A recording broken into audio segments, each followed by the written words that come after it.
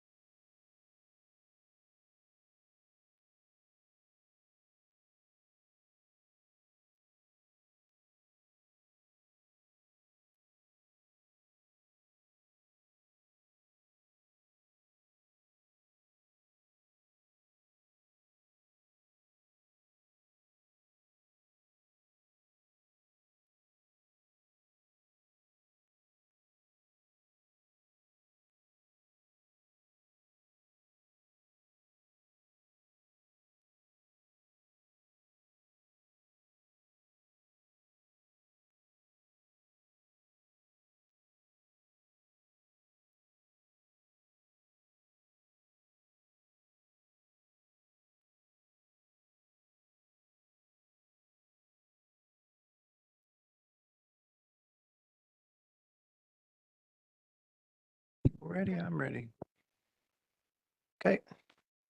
I'd like to call this meeting to order, a regular meeting of the Village Board on Monday, January 20th at 7 p.m. here in the Germantown Village Hall Boardroom, and also can be accessed via WebEx. This meeting has been given public notice in accordance with sections 19.83 and 19.84 of the Wisconsin statutes in such form that will apprise the general public and news media of subject matter as intended for consideration and action. Roll call shows all village board members present. At this time, I will ask us all to stand for the Pledge of Allegiance.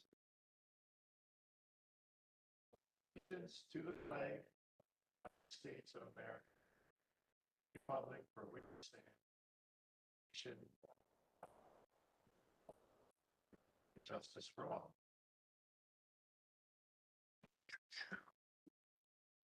Thank you. Next item on the agenda is President's Report. Nothing really to report tonight. It's just some people may have off today because of Martin Luther King Day.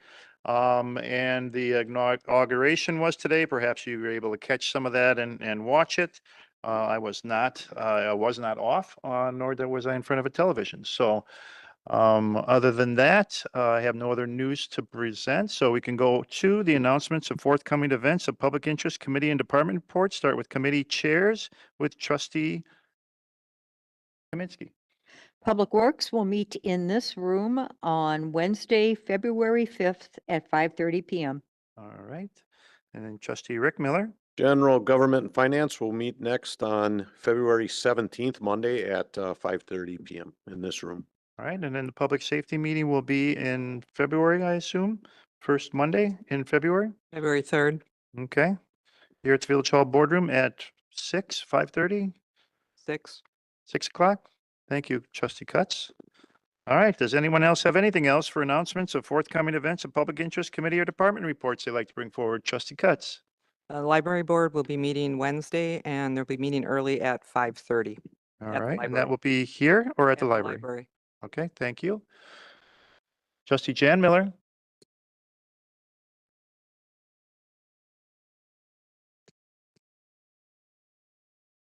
Good evening.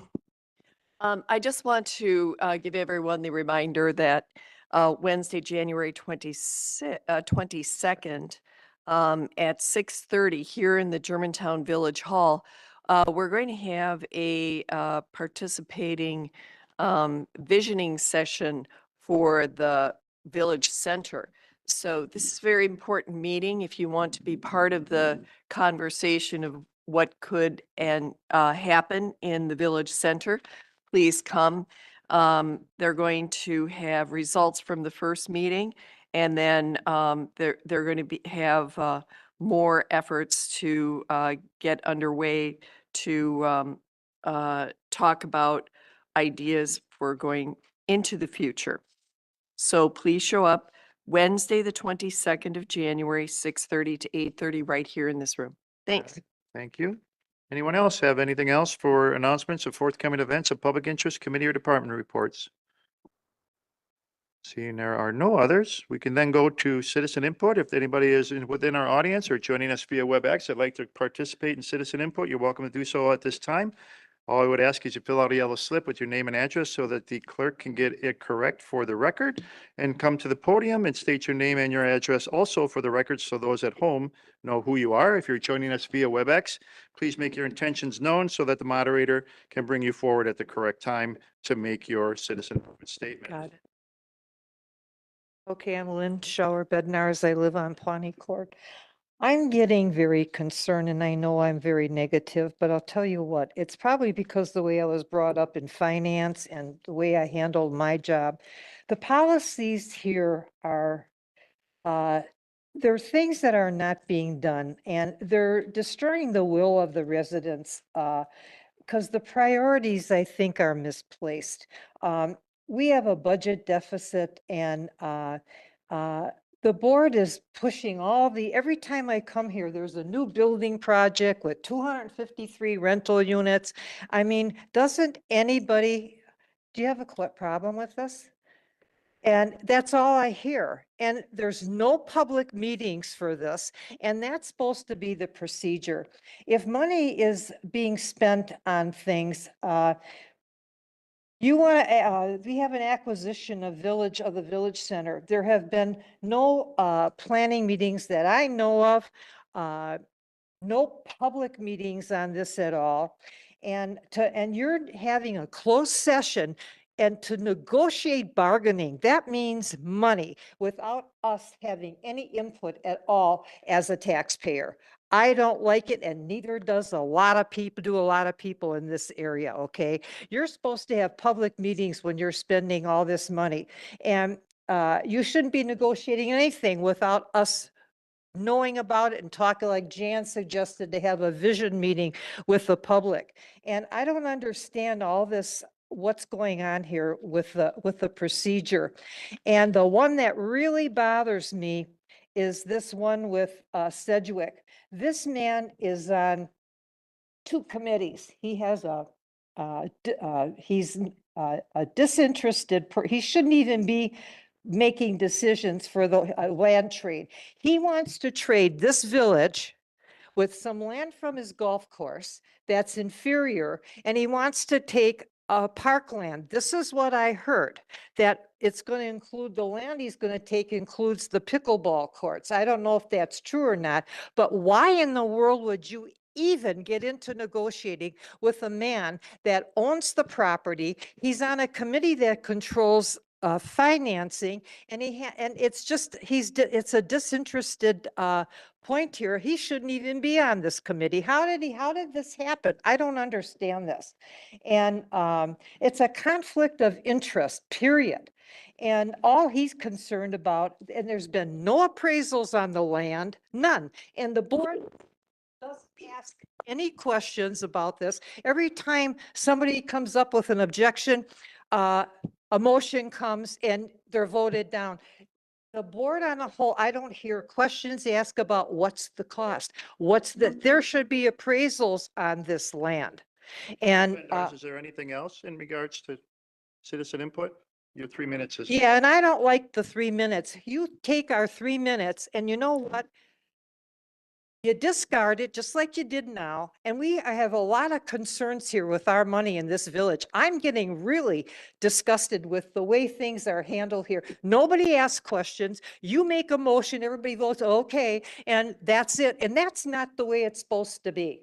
Something should change. I think you're quite oversimplifying the action and the procedure. I'm Just to looking at the clarify and to- results. To I'm make the looking at record results. correct, we are not in a budget deficit. That's not what the accountant said. You're wrong. No, you're wrong, ma'am. We are. No, I'm not. I look at the money. Are we in a budget deficit? No, we're not in a budget. Thank you. Okay, how do you base that then? Where's the 95 million come from that we're in debt? It's nothing to do with the That's- budget, ma'am. That's not an annual budget. I'm talking about the annual budget. What is it? Our- And that what is- caused it? We borrow money for facilities. That is something that Point of order. We're not here to debate this topic. That's true. And your 3 minutes are up, ma'am. Oh, leave it to you to do that again. You're wonderful.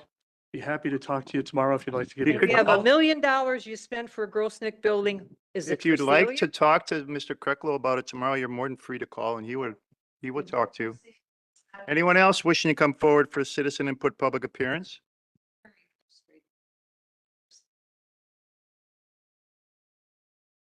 I came to get out of the cold for a while. I've been actually confined to the house and going crazy, so I thought I'd come here and discuss a couple things. But this is Stephen Wazalowski, West 169, North 10427 Pheasant Run. And I know one of the topics on the list tonight is to discuss action on the incorrect billing of the water bills. Mhm. And Steve submitted this for questioning and then review. And it goes on to say that there was only one complaint received. That was me. And I complained because I still owe you $234. Okay, I came in and nobody could believe that. And I honestly don't think any of the ratepayers would have even caught this. I wouldn't have caught it except that I'm on the utility advisory committee and I know what the rates are and how they work. So I was kind of shocked. I was embarrassed when this came up and I found this. I know it goes on to say he's got two recommendations on here, and he goes on to say that, we underbilled by $49,000. That to me is a lot of money, especially when our utilities seem to be looking for more revenue. He says in here at the end of the memo, he says it's just a material loss to the sewer utility. I don't know, it seems to be a monetary loss to the sewer utility. Financially, they're looking for money. $49,000 would help them out. At the last village board meeting, I brought this to everybody's attention, and I said I owed $234. Maybe tonight after Steve wrote this, I should be jumping up and down. Steve, awesome, you gave me two options for the board. I'm so excited you gave me two options here. Well, I'm not here to advocate the forgiveness of charges, okay? I'm asking the village board to tread carefully on this decision tonight. I called the PSC today. Unfortunately, the government offices are closed because of the holiday. I got to call into a couple of water commissioners because I want to ask them the questions about this forgiveness and things of that nature. Now, somebody might say they don't regulate sewer utility. The error was in the sewer utility portion of the bill. They don't regulate that. But I did some other digging here. Maybe our attorney could answer these questions for you tonight. The sewer portion of the utility bill is not regulated through the PSC. However, if there are customer complaints against the wastewater utility, the PSC has authority to get involved per statute 66.08215 subsection A. Specifically, that statute provides that when a customer complains to the PSC on an unjust discriminatory practice, which includes billing, the PSC should hold a public hearing. And here's the point. One could argue and say the people that were justly billed paid their share. I didn't pay my fair share. I could say that next time we're looking for a rate increase, people could say, oh yeah, we're subsidizing Steve and everybody else that underpaid their portion. So I think you got to tread carefully on that. And just a last thing, going back to Steve's agenda item, he says Tyler Munis was informed of the issue and to troubleshoot it. Oh, wait a minute, does Tyler Munis issue the bills? I mean, last fourth quarter, the bills were right. Why this fourth quarter are they different? Sounds like we're pushing the blame on Tyler Munis. I think the product they deliver, whether it's good or bad, worked last fourth quarter. Why didn't it work this quarter? I'd like to see this go back to the utility advisory committee, because I think we need to do a thorough investigation so this doesn't happen again. I mean, I guess what happened? How did this happen? I guess who calculates the bills and who pushes that button says calculate now? When we get to item F, at that time, you'll get some of those explanations and answers to those questions, sir. Okay. Steve, time's up. Okay. Thank you, sir. Yeah, thank you. And we do appreciate you bringing it to our attention. Yeah. You were the only one, so Yeah, I we do know, I appreciate know. that very much. Honesty doesn't get you anywhere. In this instance, I thank you.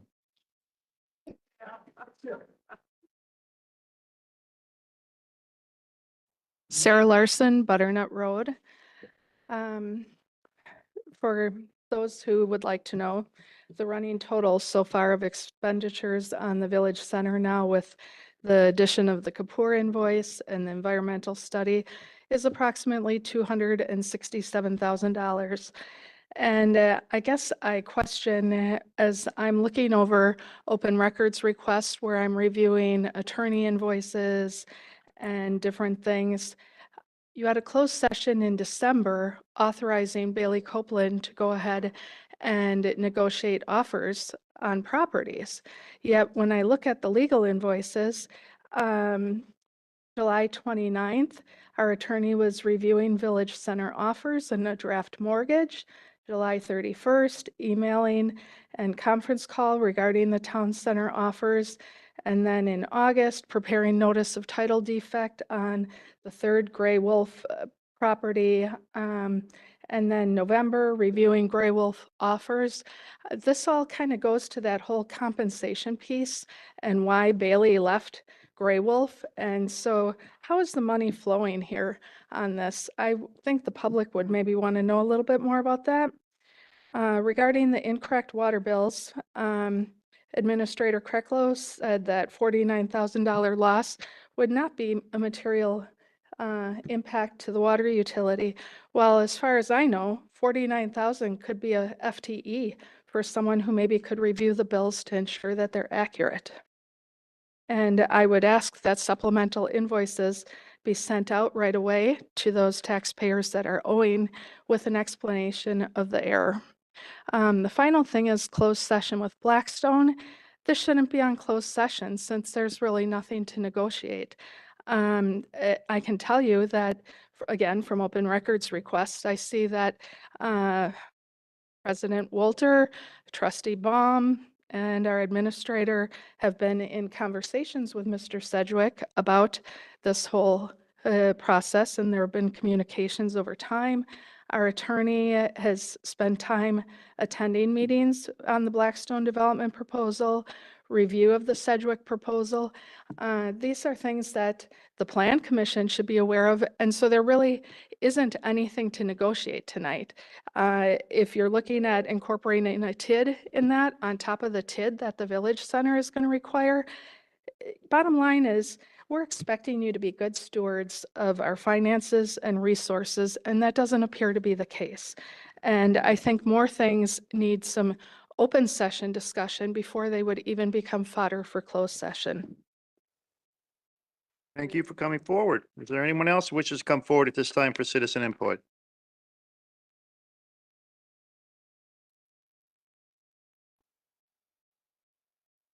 You?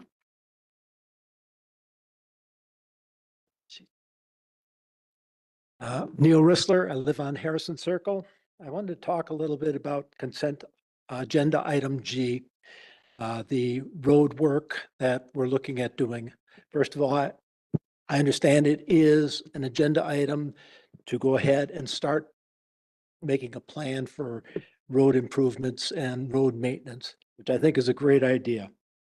I suggest that if it goes forward, that we post this information in the local newspaper as well as in village notes as to what roads are going to be worked on, where they are, and technically when they're going to be done approximately. Obviously, it's based on a Paiser scale, and Paiser scale is a 1 to 10 rating on roads. I'm wondering if there is a better methodology of determining which roads need work and which roads do not need work. I live in the Heritage Hill subdivision. I've lived there for over 20 years, and the only work done on our roads so far have been filling cracks and potholes on an annualized basis. The roads themselves have a lot of cracks in them, and the aggregate is starting to show through. So I'm sure that I'd rather have the roads skim coated or coated rather than have them replaced every 10 years or 20 years or 30 years, whatever it may be. I did talk to a neighbor, and the neighbor himself said he's been here since 1993. And as of 1993, he hadn't seen any additional work been done on the roads. So that's all I've got. Thank you very much. Thank you for what you all do. I know this takes away from your time at home and everything else, but I appreciate what you guys do. Thank you Thank for you. coming forward. Is there anyone else that wishes to come forward at this time for citizen input? You? Good evening, Steve Stapleman at N101W16478 Santa Fe Drive. I'm on the Park and Rec Commission, and it's brought to my attention that we possibly could be losing our pickleball courts at Hopstrass Court or Hopstrass Park, and for future development, which is fine with that. But please consider using the Park and Rec Department to kind of help make that decision and to kind of ensure that we have other pickleball courts elsewhere, because they're kind of beloved in Germantown. We kind of have the best pickleball courts. We did, let's just say, but people come from all over to play pickleball there, and I'd hate to lose those pickleball courts. Just a polite comment there, and thank you for all your service. Thank you for coming forward. Is there anyone else who wishes to come forward at this time for citizen input?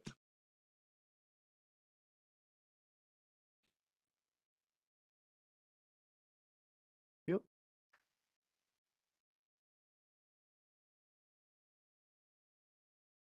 Doug Loman, W180N9881, Rivers Bend Circle West. And I've been trying to figure out, understand how this gets written, how things get on it, and how to get foresight about this prior to the 2 days that is supposed to be up before the village board meeting and or sub boards from the village board. Now, what I'm about to share is a reflection of what I have found out so far. I'm not going to sit here and claim that it's right or anything like that. I most certainly can be wrong.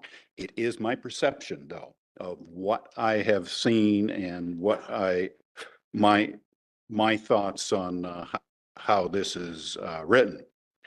It seems to me our bureaucrats have an ability to veto trustees' desires to get things onto the agenda.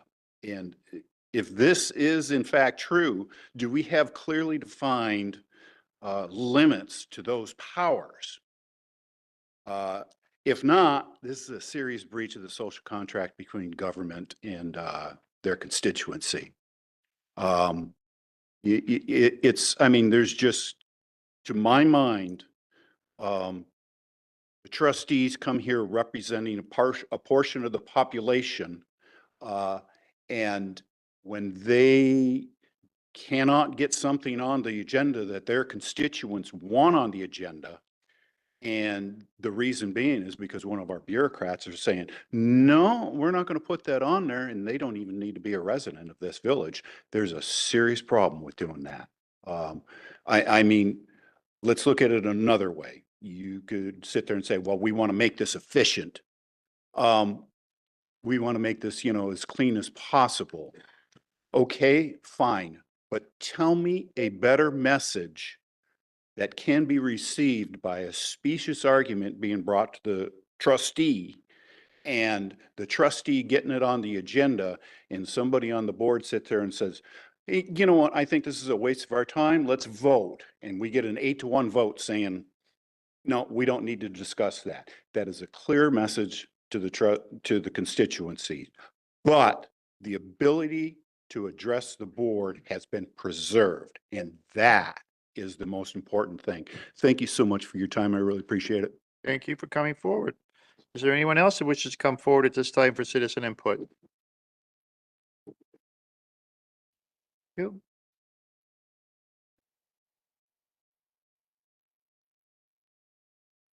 Hi, everyone. My name is Kristen Borst. I live on Windsong Circle West, and I'm also running for Village Board Trustee District 4. But tonight I'm here to voice my concern over more apartments overtaking our parks and green space. I like numbers, so I'm going to share some facts. Based on our last census data from just a couple years ago, about 78% of Germantown residents own their home versus rent. This statistic is also on par with Washington County as a whole. According to community building best practices, a common balance for any community, including New York City all the way down to a small town, is about 20 to 30% apartments and 70 to 80% single-family homes.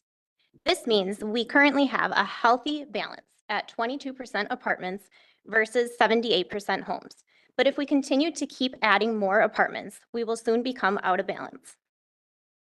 In reviewing Germantown's 2050 plan, our projected growth, if I'm reading it correctly, is 1% for the next decade. This means 200 additional people. To keep our balance of 22% apartments, it means we would need 44 units. If you search rent.com, for instance, I searched that today and found that there's 69 units available. This is well above the 44. It means that we do have enough apartments for the next decade based on current supply, demand, and the balanced statistics. The strongest communities, I feel, invest in parks, trails, green spaces for all, and look to preserve beautiful spaces. To summarize, I compel the village board to review the actual need for apartments because it's not clear today that there actually is a need.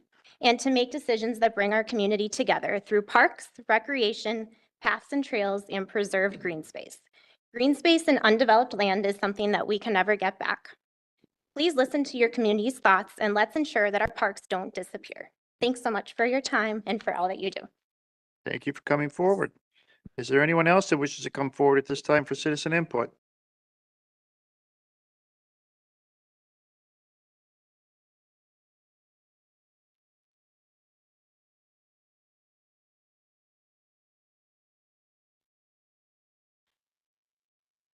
Melanie Smythe, N140W17938 Cedar Lane. Good evening. I am talking about the new business item I tonight. And I see there's a couple of problems with this, and then I just have an announcement. I read the development agreement, and it seems to say that there are appraisals that will occur in the future. And that will help determine what configuration or what components may be swapped, may not be swapped, acreages, things like that. So that means there's actually no value at this point that's been determined. And so there's nothing really to negotiate, because when you go in closed session, that's what you're supposed to negotiate is dollars and things like that. So I think that this should not be a closed door session project. I think that it is actually skipped over the process. I think it should be shown to the public in plan, or the plan should be shown to the public and conceptual plan, just like the home path people did the other night for the Lannon and County Line Road. There's actually 3 committees that would be interested in seeing something about this. The Economic Development Commission, Park and Rec, as we heard tonight, and also Plan Commission. All 3 of these have a vested interest in seeing this prior to any decisions being made, which is the normal way things go. Also, another reason why there's a problem with this is that on the summary, the wrong tax ID number is shown. It says that Hauptstrasse, and I'm not German, so I may pronounce that wrong, is number 2119983. But when you look it up on the county GIS, it's really 222983, which is significantly different. And if this is the case, then it's misleading, and therefore a reason that that agenda item should be not used or not moved forward with this evening. The third announcement is that I have filed a complaint regarding this matter with the Ethics Board. I will not go into the details at this point of my complaint, but I do expect to hear back from the chair of the Ethics Committee per the Muni Code and the state statutes. Thank you. Thank you for coming forward. Does anyone else wish to come forward at this time for citizen input?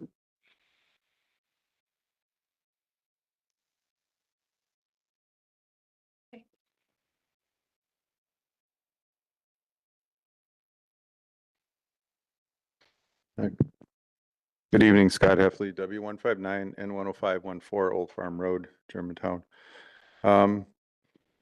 Maybe a question and a couple points. On consent agenda, I see an item on there coming up next. It says that we're agreeing to the 10-year plan for the roads. When I was trying to add it up, I missed, I don't make every public works meeting, but it looked like we're trying to spend 3.3 million a year on roads or something. And I know roads are important, but I know we don't get anywhere near that from the state. What do they give us? 1.2, 1.5? It was right around there. So I still have that challenge for this board coming up in February or March when you do your capital borrowing. Can you find a way to not borrow 3.5 million every year? Can you get it down to 3 million? Can it get down to 2.5? My understanding is, and been coming to meetings for 3 years, and I have a background in finance that goes back 28 years, that we are continuing to add debt. We're just kind of replacing debt we're issuing with debt that we're taking on. So if we're at 95 million, give or take, if we're only paying off 4 million a year or so, that's going to take a long time. That looks like those credit card statements where they tell you it takes 28 years to pay off.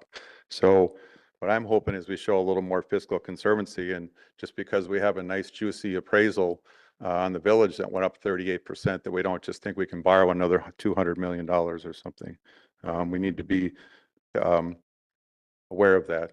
that the debt load is 26 million in 2018 and it's almost 100 million now, just so you know, and I know you know that. Road grants, I'm always happy when we get grants. I told Aaron that, I said every little bit helps. Thanks for your work in that matter. I just don't come up here and complain. If there's good things happening, I bring them up. And the road grants are good, however that works. We usually don't get much of anything, so when we get a little bit, that's good. The water bills, I called on my water bill just because I wanted to see about the process. I taught water bill, they called me back right away, very responsive, very good. And my water bill was right. I don't use a lot of water like Mr. Wesolowski. I use very little water, so mine was right on.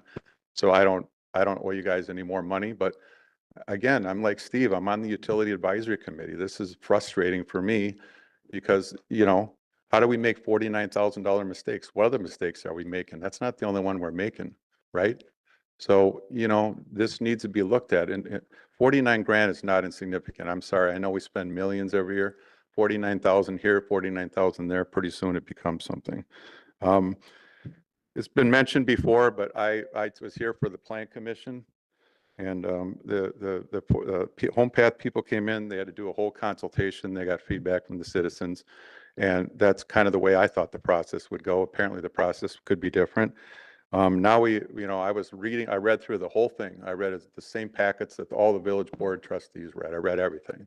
And it looks like somebody's asking you to do something tonight and take action. But I'm continually told that we're not doing that. We have to go through a whole process. So I don't see the reason to go into closed session. I read through the contract. I saw stuff about TIFs. I saw stuff about land swaps. That doesn't sound like a consultation where we're talking about what's going on. So is this a different way of doing it, that then we go back and do the right thing and have input from people and run it through the Plan Commission, maybe economic development, that I don't know, but this certainly is confusing. So hopefully there'll be clarity by our attorney, by our village board president, and by trustees. Thank you. Thank you for coming forward. Anyone else wishes to come forward at this time for citizen input? Anyone online? No one indicating they want to. All right, then we can go on to the next item on the agenda, which is consent agenda. Make a motion to approve the consent agenda, items A through H as presented. Second. Motion made and seconded. Any discussion on the motion to approve consent agenda items A through H, or what's it I? A through H. Trustee Jan Miller. Thank you. I'd like to pull item under consent agenda G as in George and H as in Henry. Okay. Any other discussion? No other discussion? Then we'll do a roll call vote for consent agenda items A through F.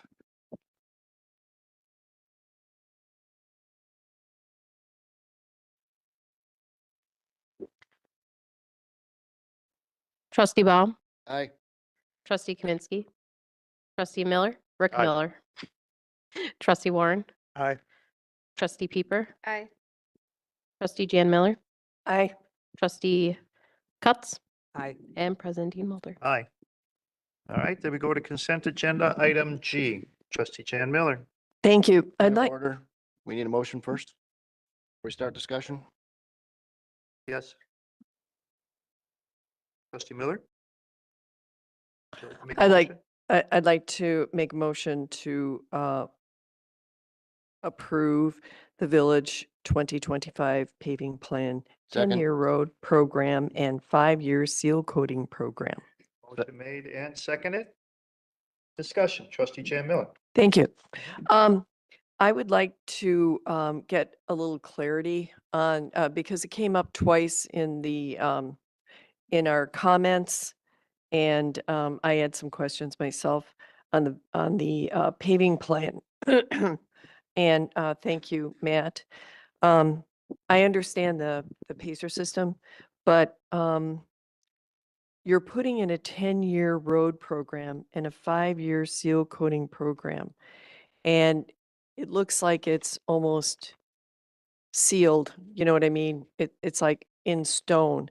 And I think listening to some of the residents, we need a little, I want to make sure there's flexibility with that if some of the roads get worse than they are now. We can have the Director of Public Works help answer some of those questions. Mr. Morwell. Yeah, Matt Mortwood, Director of Public Works. There's definitely flexibility. So when it comes to the 2025 portion of the 10-year plan, that's something that we'd like to set tonight and make our official plan for 2025 and start the process of finishing the design and preparing the bid and so on, so the work can be completed this summer. When it comes to all of the other years of the plan, it's subject to reevaluation on an annual basis. So it's a projection. But the years 2 through 10 are our best projection at this time. I would note that the PACER rating is an every 2-year process. So in 2025, we'll be getting revised PACER ratings, which could alter some of the plans. And then there's other factors that go into where roads are placed in the plan, such as the traffic count and potential utility work that would impact the roads as well. And just for clarification for some of the people here, this is this program is budgeted. Yeah, so the road program is budgeted for about 1.5 million. It went up a little bit this year, so it's just over 1.5 million. But last year it was at 1.5. The additional dollars that were mentioned earlier could have been related to the road program funding in addition to division road funding. Oh, okay. All right. Thank you very much. Then just, can you stand up there? And then I'd like to, oh, now we have to vote. Do we have to vote or can you wait? For, Well, you're H. still in additional discussion. So if there's any other additional discussion in regards to the approval of the Village 2025 paving plan, I have a question. Is this how your understanding of how it came out of Public Works, Trustee Kaminsky? Yes, it is. With the caveat, as Matt had mentioned, that it's, once you get beyond the first couple of 3 years, it changes. And we have to anticipate that it will change. And this is always publicized and it will be put on the website. Yeah, that's correct. So I actually prepared the update for 2025 projects today, and with approval tonight, hopefully we'll get it up on the website in the revised format tomorrow or later this week. Excellent. Okay. Any further discussion? No further discussion? Then we'll do a roll call vote, please.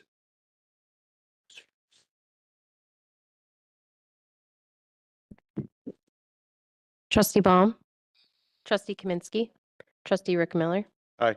Trustee Warren, Aye. Trustee Pieper, Aye. Trustee Jan Miller, Aye. Trustee Cutts, Aye. President Walter. Aye. Next item is consent agenda item H, acceptance of the Wistot Agricultural Road Improvement Program grant in the amount of $2,581,888. I'd like to move for approval of the acceptance of Wistot Agricultural Road Improvement Program grant in the amount of $2,581,888 million. Second. Motion made and seconded. Discussion. Trustee Jan Miller. Thank you. Matt, could you elaborate on how this, the monies will be spent? It clearly states that there's about 1.1 on Pleasant View, and then there's about 800,000 on the Rockfield. Are both of these going to be done? What is the timing on it? Is it 2025, 2026? When do we get the money we put in the account already? It's a reimbursement grant, so we'll spend the money and then get reimbursed by the state. But the plan would be to pulverize and reconstruct both Rockfield Road and Pleasant View. The reason that Pleasant View is a little higher is because there's a culvert by the Menominee River on Pleasant View that is in poor condition and needs to be replaced as part of the project. This year? Yeah, the idea is that if everything goes well, we'll do the construction this year. Oh, that's great. Will they be done simultaneously or do you do one at a time? It's premature to say that. Yes, okay. that's up to the contractors, but it'll be bid together as a package. So one Okay. contractor will likely get all the work. But we'll figure out the schedule, during the pre-construction meeting. When you went for the grant, did you have to have their bid appraisal, their RFP, the money? What you We were had to do a preliminary estimate? estimate Yeah, for okay. the work, yes. All right. I have no further questions. Okay. Village Administrator, it's always nice when we go out and apply for grants and receive those, especially this ARIP grant. Was both the Department of Public Works Director and the Finance Director involved in the application, or did they work together, or was one more involved than the other? Actually, I'd have to say in this case, I believe our village engineer really took the lead on this. Also would give some credit to the village attorney who mentioned that there were some grants out there that might be available to us. But then the village engineer with guidance from the Public Works Director and some input from the Finance Director went through that process. Okay, great work, gentlemen. Thank you. Further discussion? Trustee Baum. Matt, how does the 2.5 million for these two roads impact the 2025 paving program? So the portion of the funding, that we would use for our 10% share will come out of the 2025 paving program. And then, so is all this applied to the 2025, or we're doing more roads because of this? Oh, we're doing substantially more roads because of this, yeah. Or the, in 2025? 2025. Okay, Okay, right. thank you. Any further discussion? We'll do a roll call vote, please. Trustee Baum, Aye. trustee Kaminsky, trustee Rick Miller. Aye. Trustee Warren. Aye. Trustee Pieper. Aye. Trustee Jan Miller. Aye. Trustee Cutts. Aye. President Walter. Aye. Takes care of consent agenda. Then we go to new business, starting with new business item A, budget amendment for agricultural road improvement program, ARIP grant. Motion to approve the budget amendment as presented. Second. Motion made and seconded. Any discussion on the motion to approve? Trustee Rick Miller. Yeah, I can explain this. It came through general government and finance, and we haven't done this in the past, but in order to accept the grants and do the tracking on it, we need a budget amendment because it actually is adding 2.5x million to our budget. Okay. Thank you. Village Attorney, any budget amendment, does it require a certain percentage of the village board for approval? That's correct. It requires a 2/3 vote of the members elect. So we would not count the vacancy in that calculation to get to the 2/3, although I don't think, without doing the math, I don't think it makes a difference. I think it's the same either way. Okay, thank you.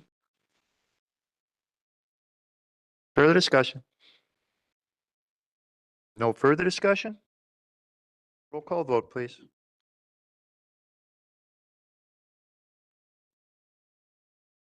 Trustee Baum, Aye. trustee Kaminsky. Aye. Trustee Rick Miller. Aye.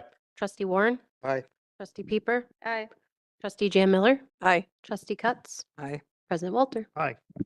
Next item under new business is item B, budget amendment transferring $83,901.69 of unencumbered and unspent funds from the 2024 road program. Make a motion to approve the transfer of funds as presented. Second. Motion made and seconded. Discussion. Village Administrator. Options? Sure. These are funds that remained left over from the 2024 road program. The board has a couple of options on what to do with these funds. One, you could carry them over from 2024 to 2025 capital projects. There are a couple of options, sub options there. You could add this to the road program for 2025. There is potentially a need for funding for a intersection safety study by TADDY that's been reviewed by the Public Works Committee. And then there is a need for some additional ancillary equipment for a new salt patrol truck that was purchased this year in order to equip it so that it's able to spread brine. So that's one option for you. The other option is to basically, if you do nothing, these funds would as part of the year-end close process be moved as required by state statute into the debt service fund, where they would be used to reduce the debt service levy. There were a couple of trustees who asked questions previously about whether or not we could transfer these leftover funds to the Public Improvements Reserve Fund. Unfortunately, I did check with our bond counsel, and he did not believe that that would be allowable under state statute.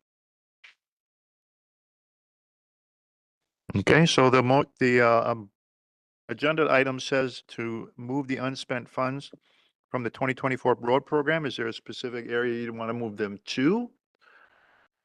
Or you want to discuss that or offer one of the options? Trustee Cutts? I would like to see debt service paid down. This is money that was in last year's budget that didn't get used. And I understand that they want the brine equipment. Is that something you didn't budget for this year? You're hoping to be able just to use it to get ahead on something? Sir? That's correct. We had $295,000 budgeted for our patrol truck purchase for this year, which was a repeat of previous purchases. Now that we've moved into the new facility where we have brine production capabilities, we've noticed a lot of efficiency there and feel that we want to get a head start on better equipping our fleet to distribute the brine. We can make it rather quickly, and we've increased the speed of our ability to distribute the brine on existing routes by 2. So in the same amount of time, we feel that we can, with an additional truck, we can cover a substantially bigger part of the village with pre-treatment. So spreading brine before a storm, which greatly affects how ice bonds to the road and the ease of plowing efforts. My other question is, Administrator Kreklow said it could be used towards the TADDY study that went through Public Works, but I have a question on both C and D because I believe at Public Works, you postponed those to your next meeting. And now they're coming forward here, so I was unclear on that.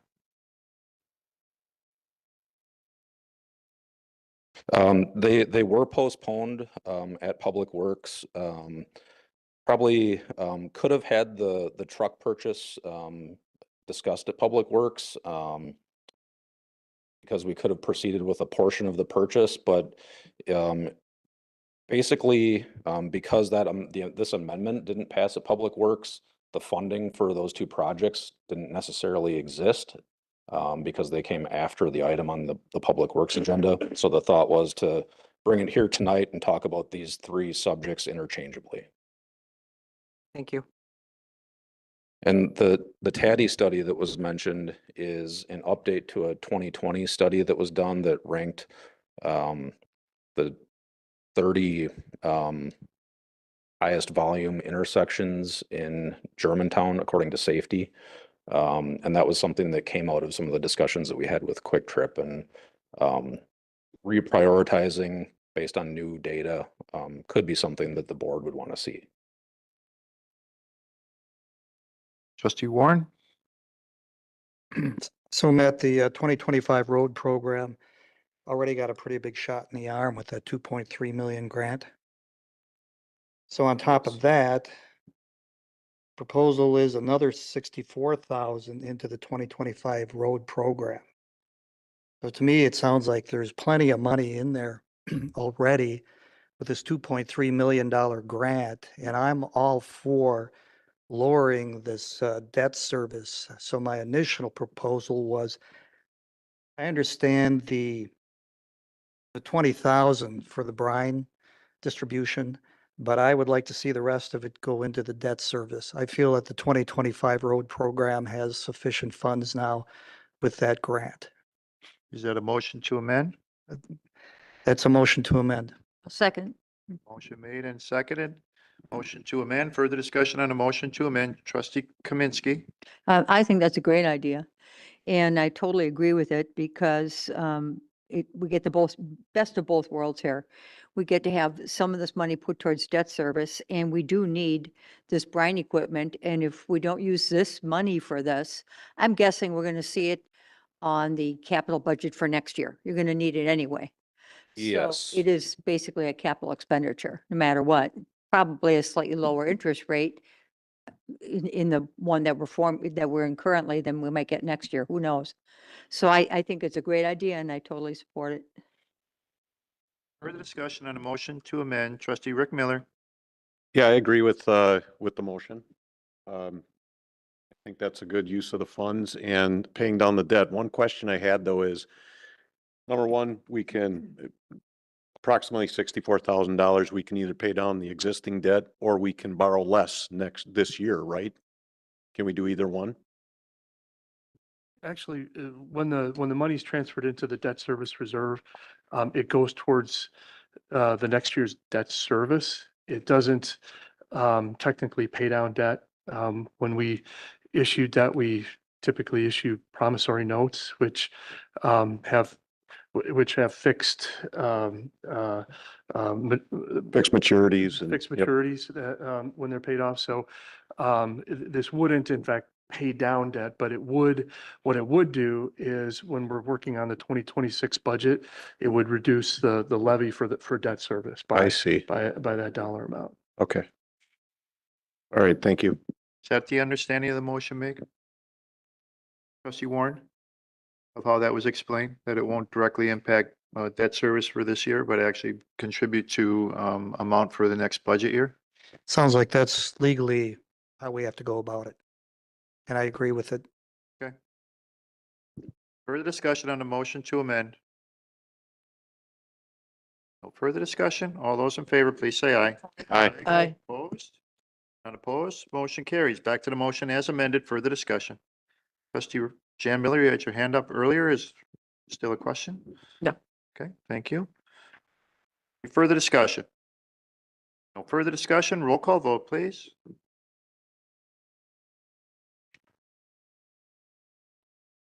Trustee Baum, Aye. trustee Kaminsky, trustee Rick Miller, Aye. trustee Warren, Aye. trustee Peeper, Aye. trustee Jan Miller, Aye.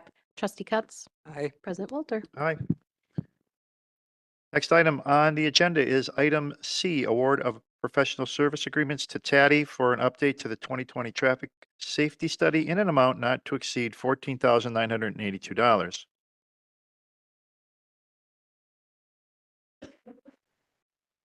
Make a motion to approve the award of professional services to TADDY as Second. presented. Second. Motion made and seconded. Discussion on the motion to approve.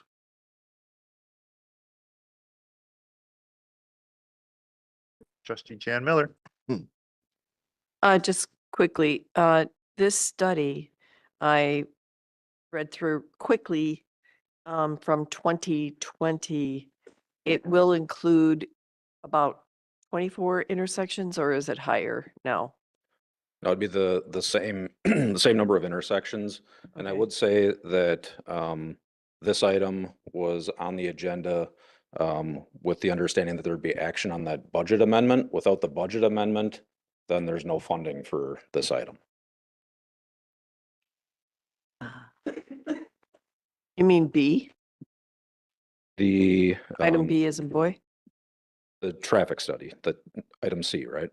Well, you mean the funding comes out of, The budget amendment in item B would have Right, funded comes- item okay. C. But the board just decided not to do that. So item C is unfunded, and I would recommend it in that case, voting no on this item. Unless you know of a place where it can be taken from. Still have the floor, Trustee Jan Miller. oh, are we doing this because we're doing it for ourselves, or was this really spearheaded by the Quick Trip? I mean, or advanced? It was certainly discussed during the Quick Trip conversation. And there was discussion of the Mequon and Maple intersection. And what future improvements the village might be responsible for there.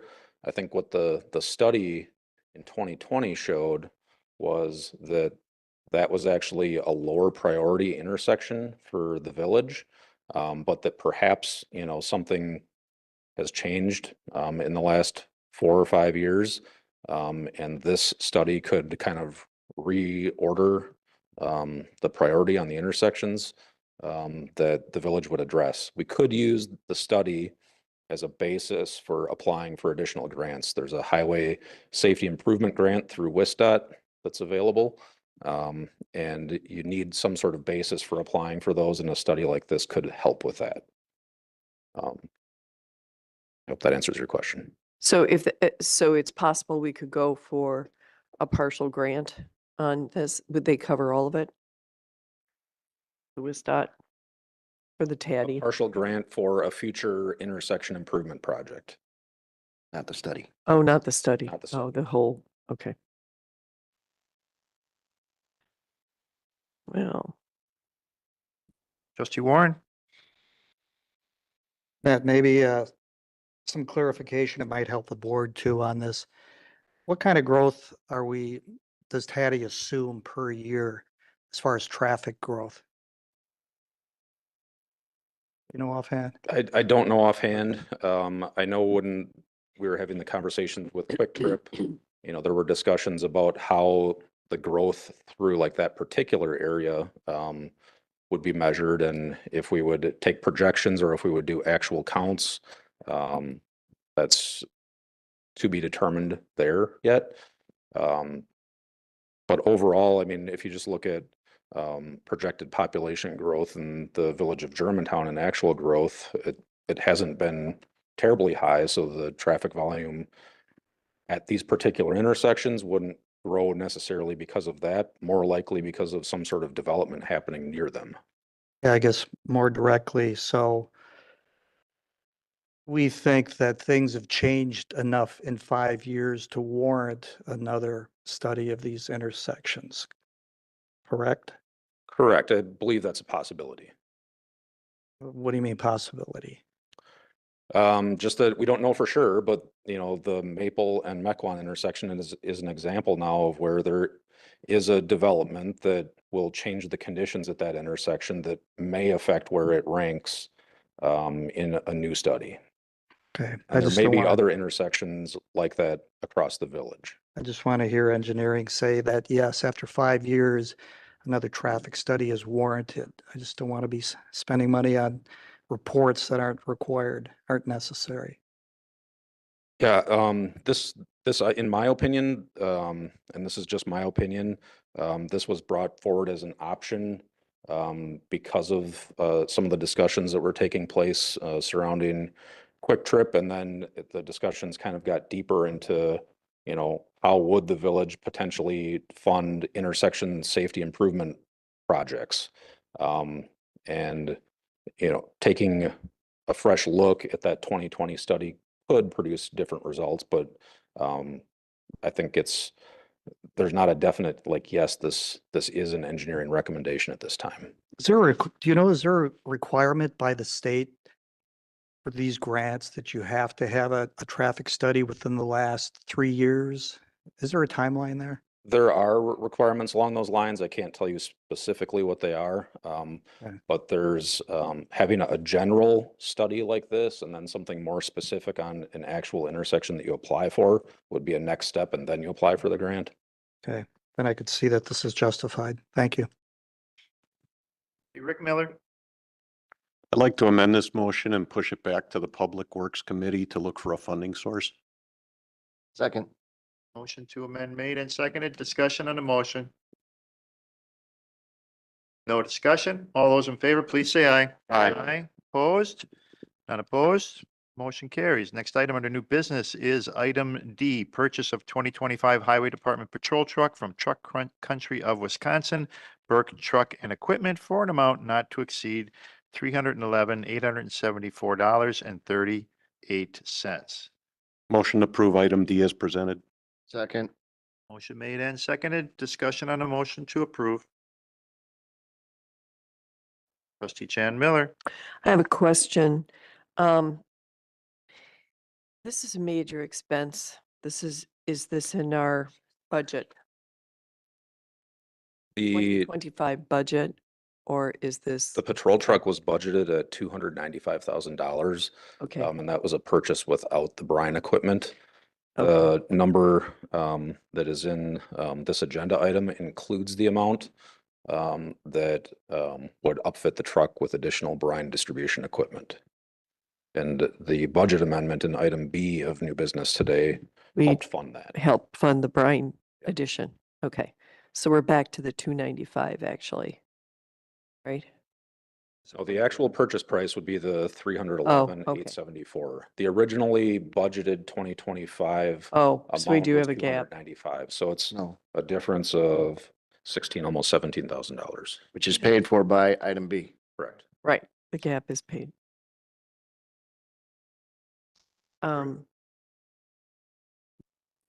Do we have any of these trucks in our fleet? Thank you. Nothing exactly like this. We have two bigger units that have a bigger brine distribution capability. This would go on a new route that would not need the same capacity. There's one truck that holds roughly 1,300 gallons of brine, another about 1,000, and this would be about 800. We would divide the routes up to match the capabilities of the trucks. And that would include covering substantially additional lane miles of road in our operation. Does it replace a truck or is it new? Oh, it is Yeah, replaced. all of our patrol trucks replace an old one. So one of the older ones at the bottom of the list will be surplused or sold. Okay. Further discussion? No further discussion? Roll call vote, please.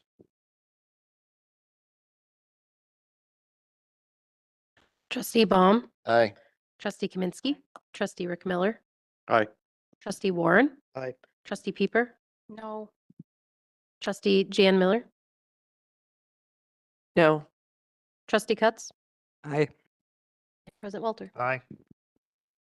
Motion passes. Next item under new business is item E, preliminary design for Division Road including typical sections and specific improvements. Give us more information, background on this new business item. We'll turn the meeting over to the Department of Public Works Director. I apologize. You have to hear me a lot tonight. Just gonna try to get connected here. Usually it's Jeff.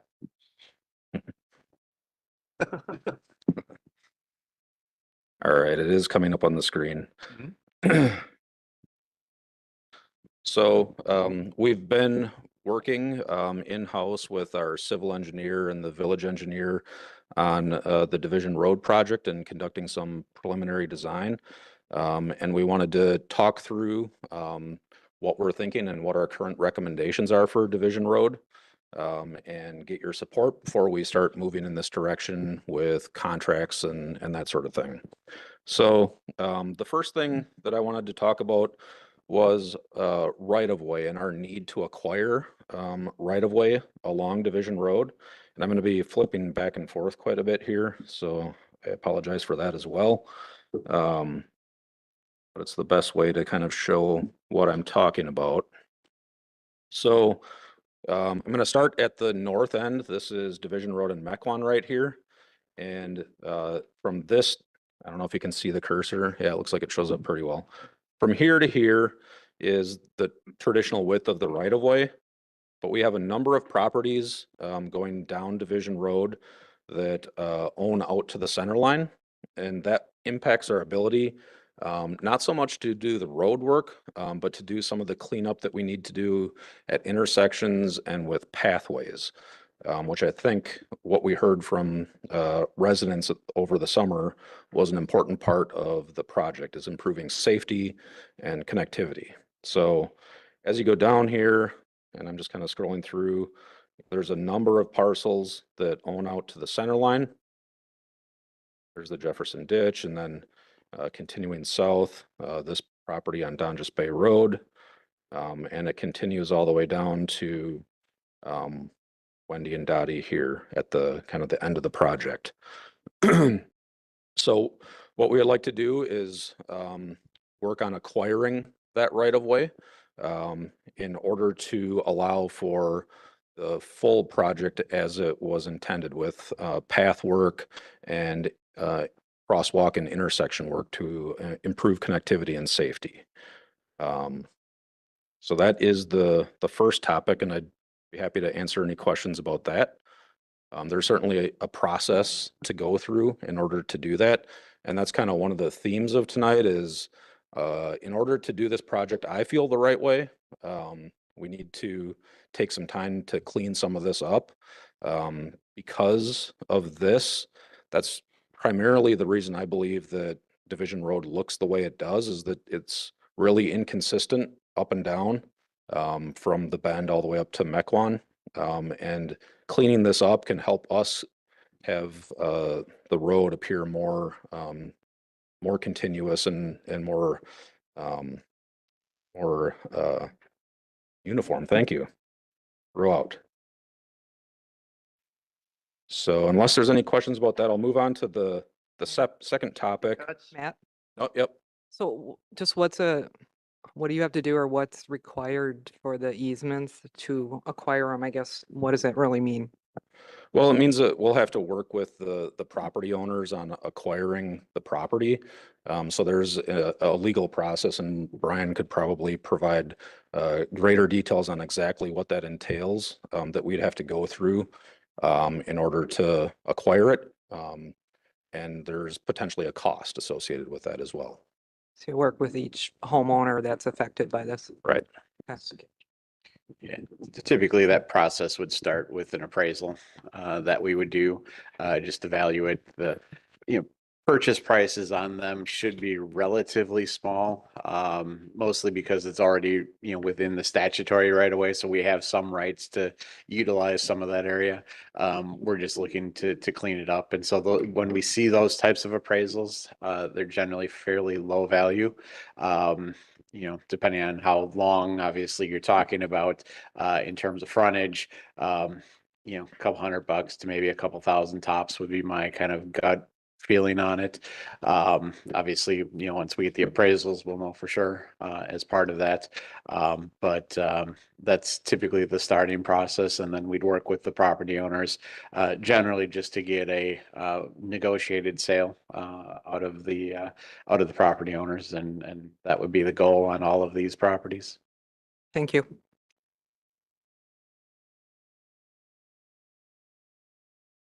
Trustee Warren? So Attorney Sajak, if we have a contentious seller, they could really hold this whole project up to go through the acquisition process, correct? Certainly could, potentially, and then at that point, we would have to make decisions in terms of, how you move forward. Certainly we've, I shouldn't say we've, but I know staff has looked at alternatives that would try to accomplish the goals that we're looking to accomplish within the existing right of way that we have. It gets to be tight in some locations. In at least one spot, I know that the sidewalk or the path effectively ends up immediately adjacent to the road, as opposed to having a little bit of separation. But that would be a question that we would have to face, if we get into that situation. Right. So we all need to be aware that we may get to a point where we have to cut our losses if we want to stay on a schedule. So every property, if it's contentious, it could, and if we wanted to acquire it, there's no way we're going to start construction. Are we saying this year yet?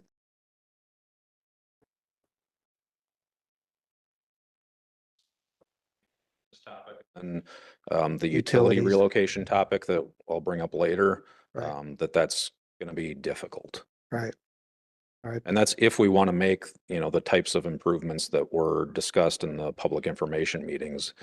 If we simply kind of put back what was there, then, the process could be much quicker for construction. Well, in my opinion, I'm all for cleaning this up, as you said.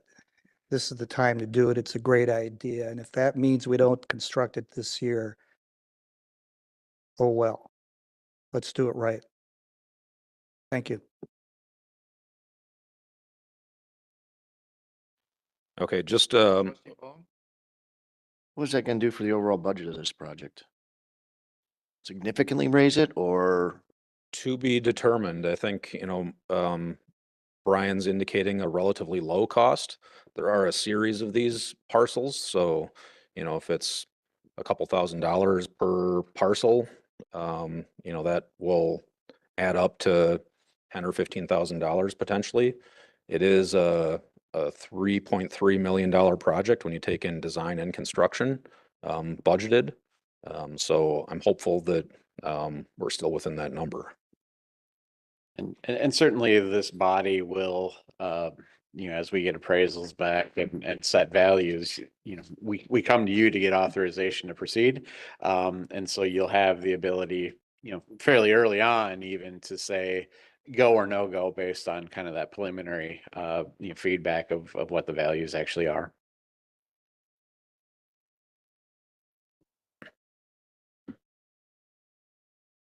All right. And move to the second item then. So we're gonna go north to south. And at Virginia Street, there's a crossing that we want to improve. Right now, the path just kind of dumps out into the intersection and doesn't give pedestrians anywhere to go to cross the street in any direction. So let me get that exhibit up again. What we're proposing is the path, which right now dumps people onto the road right here on Virginia, that we would create a crosswalk here and a path around the corner here, and a more standard crossing of Division Road right there. All right. Why would you not just go straight across the street instead of going up, curbing, then going across? Well, this is another oddity of Division Road, but if you look at the geometry of these intersections, it's dramatically different on the west side of the road. You can kind of see it in this picture, but this road, Virginia going west from Division, is substantially narrower than on the east side of the road. So we need to get up to a point where you can have a good clear crossing. And the thought here was the best opportunity for that was to the north. And you don't want to go at an angle, if you will? Right. Okay. Thank you. Trustee Chan Miller. Is the white lines on the wide road? Is that the crosswalk now? It is. Okay. Yeah, there's nothing painted over here where the path, this is really the start of the path. To the north, the path doesn't exist. Right. So you're suggesting we don't do a north path on the west side of the road? We just do it on the east side? Yeah, I'll show you. real And close. this could be up for discussion tonight too. But if we look at Division Road, so this is Division and Mequon's right up here. There's no path Yeah. over this distance. And then it starts right here. What we're saying is that we wouldn't propose adding the path here. that Right. We would just do Okay. the path on this side and then create the crossing to allow this path to go somewhere. Sure. Okay. Thank you.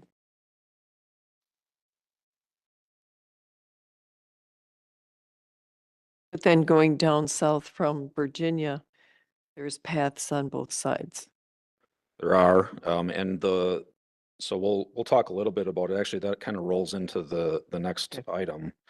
And I can talk about, that segment from Lilac, south. In this section of the road, we're proposing adding storm sewer. If you can, picture this on the west side, this is a really steep ditch. And we feel for, safety considerations that it's, a good idea to add the storm sewer there, and reduce the slopes of that ditch substantially. We're not proposing a path on this side over the storm sewer. But on this side and this is the location where the path comes right onto the roadway, we would use the storm sewer installed here, to build the path over and get it off of the road.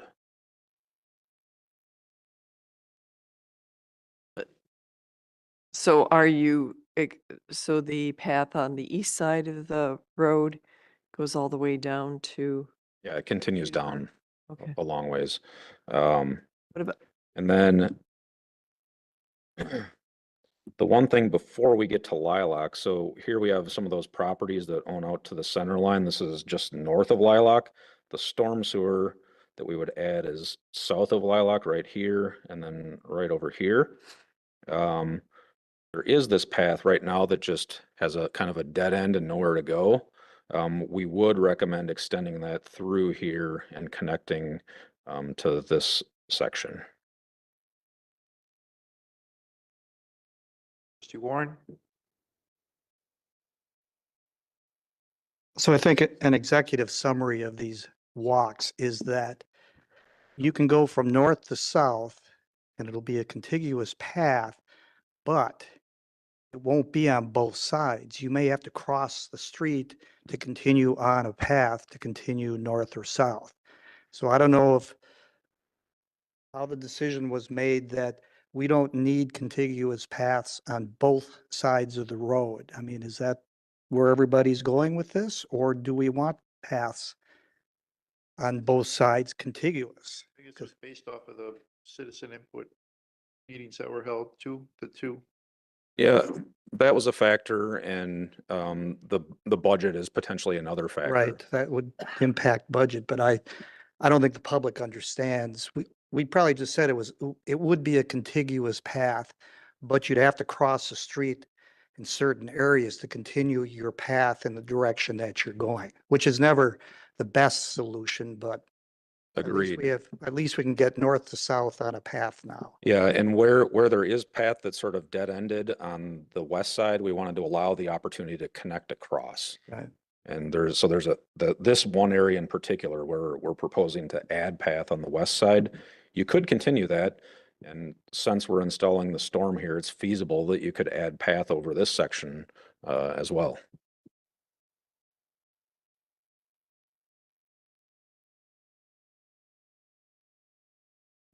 Trustee Peeper? So that was my question. If you're doing the storm sewer on the west side of Division Road, in between Lilac and I don't even know how far south that would go. Just right to the ditch. Yeah. So if you're doing the storm sewer there, why wouldn't you just continue the sidewalk all the way? And then you would do without that wonky little curve crossing area. I think you would still need that because that's north of here. Yeah. But then, so if it's entirely reasonable to add the path in this section, I think, like I mentioned earlier, our consideration was budget. And the more path we add, the higher the cost of the project. If the board chose to construct the path on both sides and add it here and in other locations where we hadn't planned it, we can do that. But this is, why we wanted to have the meeting to kind of sort through some of this stuff before we really moved in this direction. So the path on the east side of Division, going from Hawthorne Court all the way to Juniper, it's kind of zigzaggy, like it's not a straight path. So is that path going to be completely redone and be a complete straight path? on the east side, or is it still gonna zigzag? There will likely be some zigzagging. There are utilities in the area that we'll need to work around. The biggest improvement on that side is that in this section where the path moves right onto the roadway, we'll be able to move that off with the addition of the storm sewer in that segment right there. So some of the east side of the path, the east side of Division Road, that path, some of that is gonna remain untouched? No, the entire length of that path will be reconstructed. So it's at a couple of varying widths, but we would plan to build it at about 8 feet Okay, wider than it is now. okay. Those are all my questions. Trustee Kaminsky. Just a quick follow-up. What would your estimate be if we were to extend that path the way it was suggested? I'd really want to take a closer look at it and figure out which segments in particular the board would be interested in and come back with a number if Sure. that's the way the board wanted to go. So we would not be approving that tonight, that part of it for sure. I also would like to know that because it's very easy to increase the cost of these projects. And we have to bear in mind how much this already costs just to get this road redone, and it needs it desperately. And I would personally, at this point, let's just get this road done and go with your recommendation on the paths. But I would like to see that number before we would look any more closely at that. All right, so that was the storm sewer discussion between Lilac. To what we were just talking about? The paths. Yeah, go ahead, trustee Jan Miller.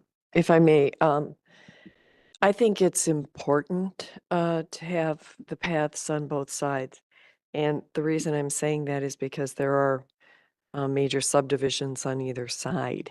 So if you look at this, it looks like they're pretty equal as far as units. I can't tell that exactly, but I would, and I would also suggest there is a plan with the Park and Rec.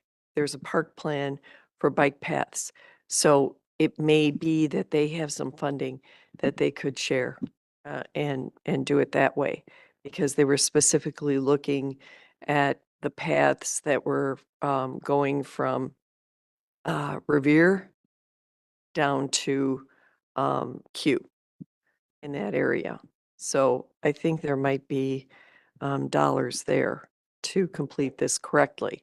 And I'm a proponent for do it once, do it right, get it all done. Administrator. Actually, along that point, the impact fees that were recently approved by the village board for the parks impact fee does include funding for recreational trails and does specifically include Division Road as an area where where that money could be used. Okay. How much? I can look that answer up. I don't have it off the top of my head, but I can find it in a couple of minutes here. Are we to that Quick comment. area where the big pond is? Forgot what you call it. The ditch, the Jefferson ditch, yeah. Jefferson. Well, we're right, so this is the storm sewer Okay. segment going south, and it would end right at the ditch and discharge there. Mhm. It's a pretty significant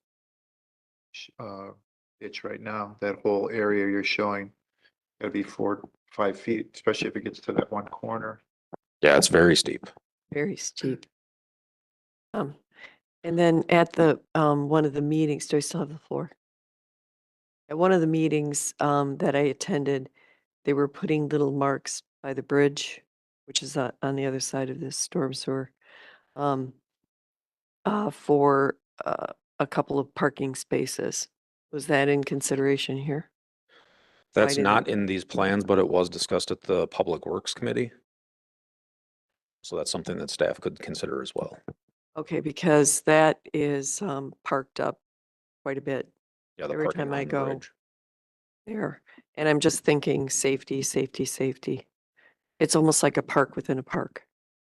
Park within a, storm sewer. Trustee Kaminsky? On the Jefferson ditch, do we kind of advertise that as a park for Germantown and a place to go fishing? Do we? Because I didn't think we did. It's word of mouth. And what we're suggesting here is like, let's put in a parking lot and say, it's a park, come fish. And I don't agree with that at all. All right. But you could make it. Trustee Warren? I actually brought this up in the Public Works meeting. And during the summer, there's people fishing there all the time. They're parking along the edge of the bridge. And sometimes during the peak times, it becomes a safety hazard. From that perspective, safety is one of the major reasons that we do these projects. Providing off-the-road parking, not a lot, but 5 spaces, something like that, gets the traffic off the road, and it encourages people to use some of our natural resources that we have here, urban fishing. There's always people fishing there. I know it adds cost to it, but we have to compare those costs to the enhancement of the facility and, what people can do in our community. So I think it's a worthwhile venture, at least to take a look at it. There's already a driveway off of Division in about the area where the parking lot would be.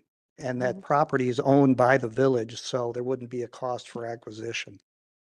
Over by the lift station? Just north of the lift station. And put a picnic table there too while you're at it. And you There might change be the even name there one. from the Jefferson ditch to something more pleasant. I think Warren Ditch would be nice. Warren Way, something. Thank you. All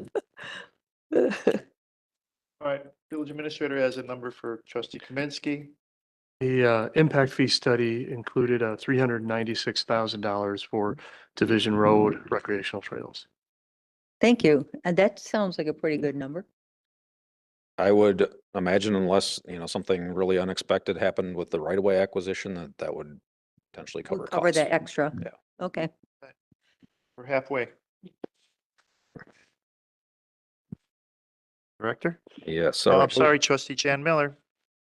Guys, we're about halfway. At this pace, it's I'm gonna be just- 9:00. Okay, that's fine. That's right. I just would, Trustee Jan Miller, I'm keeping Thank track. you. Thank you for reminding me. I would just like everybody to drive out to Wiedenbach Park. Have you been there? Yes. Nice little pier for fishing. It is. It is, and it always Let's has be been for that neighborhood. proactive. Director. All right, so moving south again, here we're at Donjas Bay and Division. This corner parcel goes out to the right of way and then also exists within the unused village right of way south of that parcel. This is the nursery. And what we feel for a safety improvement needs to happen here is that the private driveway that's just north of the intersection needs to actually come through the village right of way and go into this property. The village engineers had some preliminary discussions with the property owner and he seemed favorable to that. So I think that would be a nice safety improvement there to get the stacked intersections out of there. So that's Donjas Bay Road. And then the next biggest improvement is all the way down towards the end of the project with Wendy and Dottie.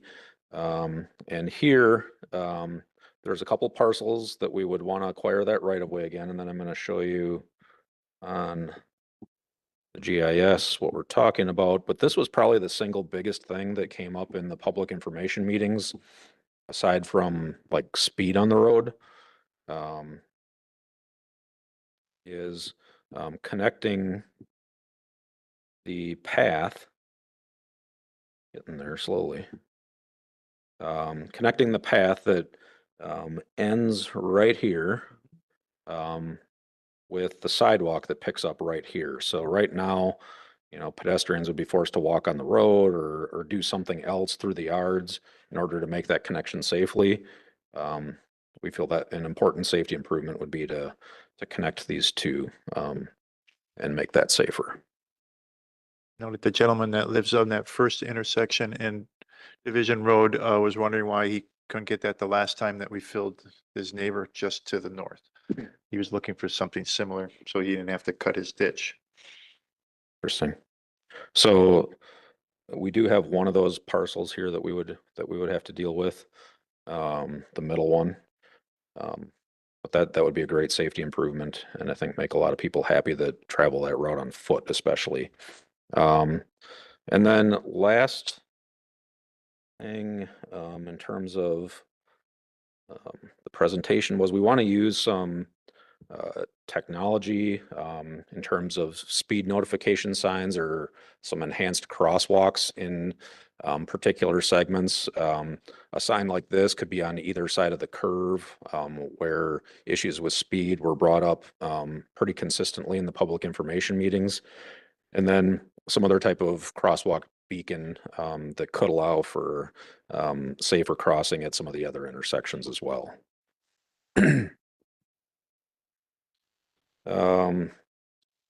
And then the last thing that I wanted to show as part of this discussion was just sort of some of the typical sections, how the road would look. You know, essentially the roadway itself isn't changing. The asphalt that's there is going to be put back essentially how it was. In some, so we're talking about 12-foot driving lanes with some shoulder. This is existing. And then this is proposed future condition. So this is a segment where we're adding the storm sewer. And you can see here we're widening the path. And then similar thing here where we've got path on both sides. We're just showing the path widening. And here's where the turn lane is. The turn lane's staying in there. So there's that additional width at this location. And one of the last typical sections, this is with the path just on one side, no storm sewer. Road dimensions are essentially the same, and the path is wider. So. Okay. Are we looking for any action tonight, or is this more all informational? Yeah, I think it would be good for staff to have a motion and approval of the staff plan, maybe with the exception of some additional cost analysis for adding path on the west side, and then for the parking lot consideration by the ditch, and we could bring those costs back for a future meeting in the near future. So moved. Made and seconded. Discussion on the motion to amend. Trustee Ballin being the second. No discussion? Is it monetary, or is it just a motion for design? Okay. And all those in favor, please say aye. Aye. Opposed? Not opposed? Motion carried. Thank you, Director. Yes, that was. Next good item. summary. On the agenda is item F, inadvertent application of summer sewer service credit to fourth quarter 2024 sewer bills. Village Administrator. Thank you. Gonna begin by providing some background information on the issue that occurred and what we've learned about it so far. We issued fourth quarter utility bills the last week of December. They were mailed out. Most people received them the first week of January, probably after New Year's Day. We were informed by Mr. Weslowski, as he commented earlier this evening, that when he received his, he did calculate it and identify that there was an error in it and reported that to the Village Hall staff. After Finance Department staff had a chance to review it a little bit further, they did confirm that not only was there an error in Mr. Weslowski's bill, but that the summer sewer service credit had been applied in error to the fourth quarter bills. And obviously, anybody who's been outside today, it is not summer. We then looked at what was the extent of the errors, how widespread was this, what was the financial impact? And we found that there were a total of 1,625 bills out of 5,000, about roughly 5,000 residential customers that were affected. No households were overbilled. The average amount that we were off on this bill was $30.57. 94% of the houses that were underbilled by less than $100. The total amount that was underbilled was $49,000, and that's out of a little over $1 million per quarter that the sewer utility bills. We have been exploring the causes of this. We've been able to rule at least one thing out, but we still have not identified the source of the error. And let me give a little bit of background on how the generation of the utility bills works. It begins with the meter reading system that the Department of Public Works manages and operates, that collects all of the water utilization from each one of the households and businesses that receive sewer and water service from the village of Germantown. And for that quarterly information is closed out in the meter reading system, and then there's an automated interface between the meter reading system and the utility billing system in Tyler Munis, and that data is transferred over. At that point, the utility billing clerk will start the process of initiating a billing cycle. And what that consists of is going through several screens within Tyler Munis and entering information, basically giving direction to the software. Those screens include a checkbox for whether or not to apply the summer sewer service credit. So the first thing that we checked was that checkbox checked in error? And it was not. So from what we were able to tell, looking back at Tyler Munis, that was not a human error from that perspective. Looking at other entries that the utility billing clerk makes at that point, I'm not aware of anything else that staff could have done, that any other human error staff could have entered into those screens that would have caused this issue to happen. So we are working with Tyler Munis to determine if there was something that occurred within the software. One possibility that we've asked them to look at is, as you know, that most of you are aware, those of you who were here when we implemented the Tyler Munis system, is that the summer sewer service credit was a customization to the software.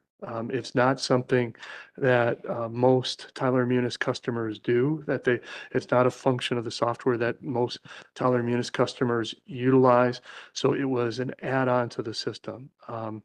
You know, and that is something that they're checking. It was tested for the summer sewer service credit when it was implemented, and we have not had this issue that occurred this quarter happen in any past quarters. But it is also possible that there was some update to some other part of the software that Tyler Munis implemented that inadvertently affected this functionality of this customization. So that is one option that we're exploring with Tyler Munis.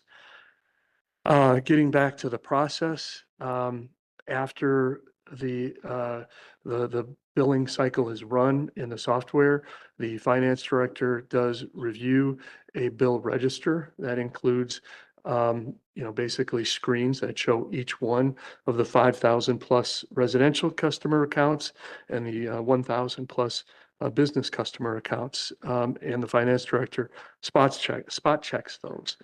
When he did that for the fourth quarter, he didn't see any significant errors, and this was not an item that he caught during the check process. One of the things that he and I have discussed going forward is in addition to kind of eyeballing multiple accounts, selecting a random sample of a small number of accounts, and manually calculating those to confirm that the system calculated that correctly. Having said that, I think that's a good improvement to the the review process. There also is no guarantee that that would have caught this. Only about 30% of the bills were actually off, so a random sample might not have caught this. But we are, and after we learn of the exact cause of the issue from working with Tyler Munis, we will take further steps to ensure that it doesn't happen and that we have better processes in place to catch it if something does go wrong. So that leaves us to where do we go from here? And there are a couple of options that are available to the board. One of the things that I included in my report is, my memo here, is that $49,000 is not material. And I selected that word because it has a specific accounting meaning. And what it means from an accounting perspective for something to not be material is that it would not affect in the private sector would be an investor's decision to invest within a certain business entity. In the private sector, it is a slightly different definition. Typically, it's applied to whether it would affect the rating on debt that was issued by an entity. This $49,000 from using that definition is not material. That's not today to say it's not significant. It's not to say that it's nothing that we shouldn't worry about, but that is a specific accounting term that I utilized in the report. So there are two paths forward from here. One is we do know the exact accounts that were affected by this and the exact dollar amounts that each account was affected. We have a mailing list prepared, and we could send out this week yet notices to each one of the customers that was affected and let them know how much they were underbilled and inform them that that additional amount will be added to the bills that they receive in March of this year. And for most of them, that would be a relatively small dollar amount. The other option is that there really is no reason why the village would have to do anything related to this. It would mean a loss to the sewer utility of $49,000, but again, for an entity that has annual revenues over $5 million a year, it's not nothing, but it also is not going to significantly impact the viability of that utility. There is, as one of the residents mentioned this evening, a question of potential fairness from that some people would get a break on their bills that others do not. And that is another factor for the village board to consider. Ultimately, staff is not making a recommendation on which direction to go. We can accommodate either direction, and just looking for the board to tell us how you would like us to proceed. Trustee Rick Miller. I'd like to get the Utility Advisory Committee involved with this and get recommendations. So I'm going to make a motion to move this to the Utility Advisory Committee. I'll second. Motion made and seconded. Discussion. Trustee Warren. So my opinion is based upon who's at fault here. Now, it sounds like, if I'm interpreting you correctly, Administrator Kreklow, that it's not the village. It sounds like it's on our consultant's side. Can we say that at this time? I can't say that definitively at this time. It's Okay, something we're let's still exploring. make believe it is, okay? If we get to that point. If we get to- My third option would be to charge Tyler Munis for this 49,000. When I was in the profession, if we made a mistake for our clients that ended up costing them money, we paid for that, or we provided labor at no cost to make it right. And I see this as the same thing, that they should be responsible for the product that they provided to us in the cost of them footing the $49,000 bill. what is our contract with them? How much are we paying them to do this? We do pay a significant amount each year for support and maintenance, for licenses, support and maintenance. It's in the ballpark of $100,000 a year.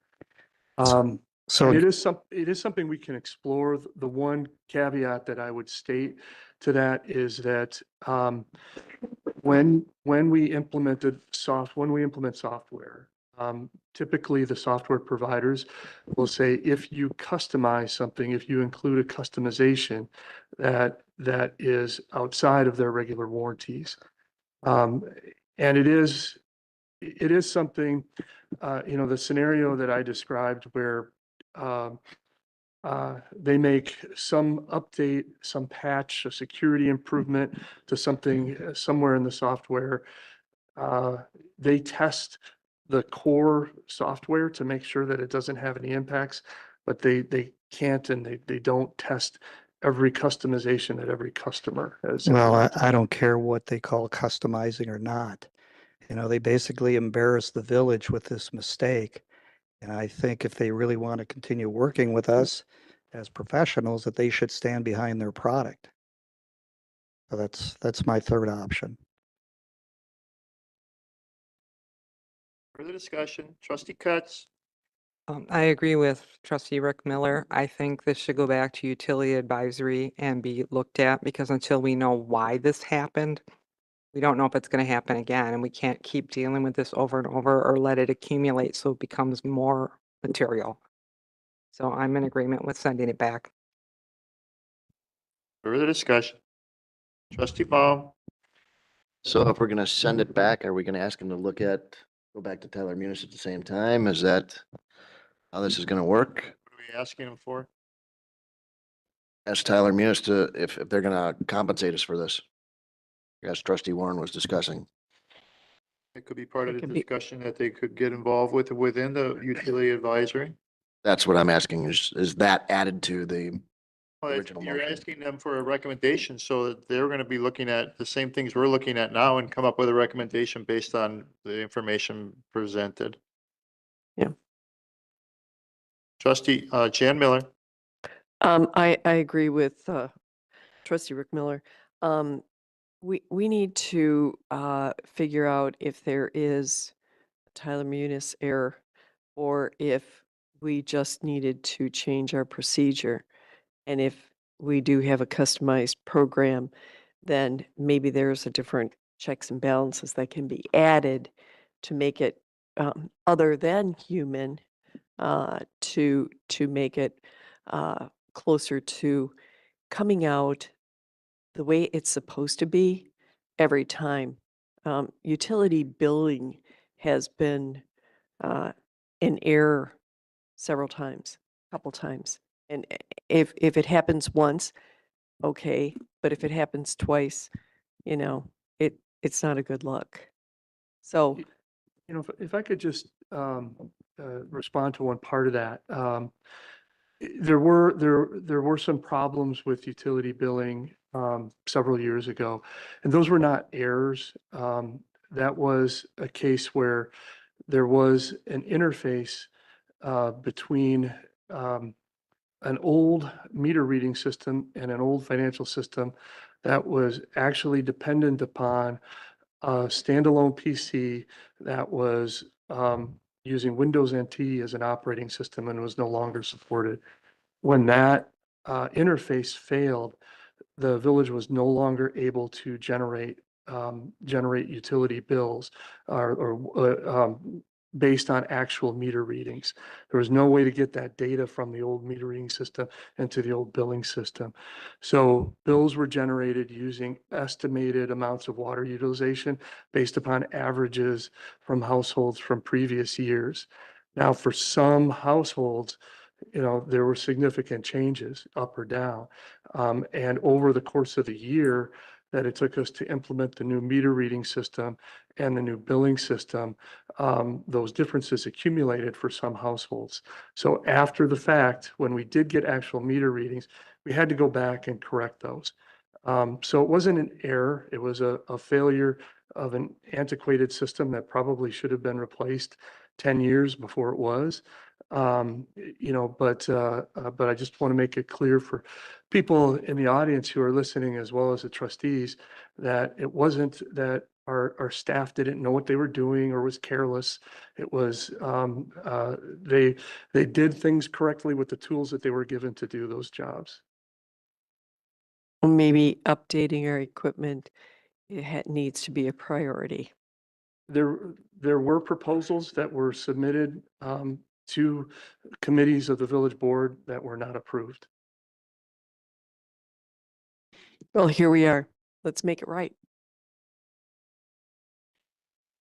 I don't know, based on the customization and of software and upgrades as they're all happening today via the cloud. Usually, everybody works in a system one way or another, and you always get your alert to say that your computer's going to restart in X amount of time. And that's usually after an upgrade has been applied to some application or some system within your, within your network that your company works within. So for us to go back to Tyler Munis and say that this can't happen again, I don't know if they can offer that guarantee. They can't do that even with systems that control insurance and bank processing softwares, because any customization is going to add that additional check that they're not going to do. They're going to do it, like Steve said, to their core. So it could occur again, and it will account for us to some way look at a cross pattern and some sort of internal algorithm of how to cross-check these bills versus a previous historic information, because I don't think you're going to get that guarantee from Tyler Munis just based on how those programs work nowadays and how upgrades come through. So that's just my opinion. But I have no problem going back to the utility advisory. They'll have the same information we have here, and they can offer a recommendation, and we can go from there. Further discussion? No further discussion? All those in favor, please say aye. Aye. Opposed? None opposed? Motion carries. Was there one opposed? No. Did Matthew have something to say? Matt? Sorry, Matt, didn't mean to cut you off. No, that's all right. I just wanted to throw in my 2 cents. I think the administrator did a good job of updating kind of the utility billing process and what happened. I'm not sure why the summer sewer credit applied for the fourth quarter bills. To be frank, I should have caught it on the review. I should have noticed that there were some differences in utility bills that there shouldn't have been. So I should have caught it that way. I think sending it back to the utility advisory committee is a good idea.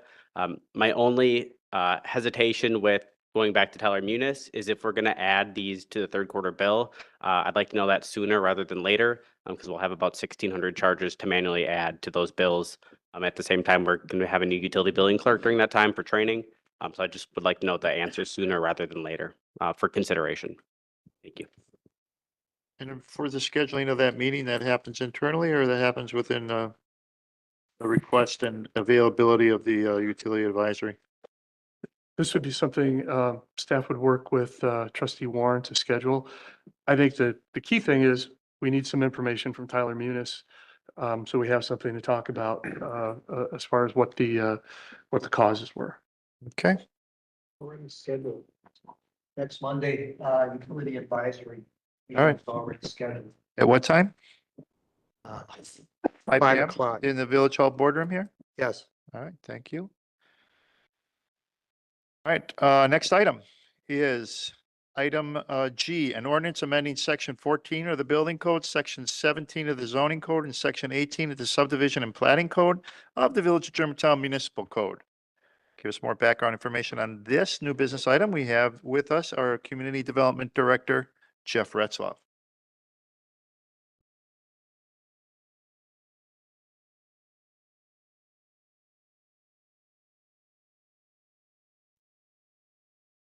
Thank you, Mr. President.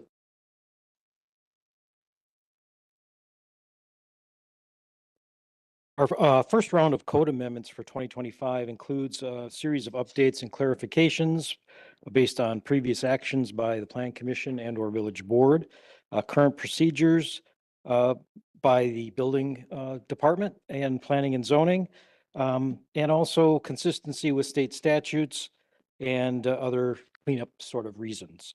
I've got 11 amendments before you this evening.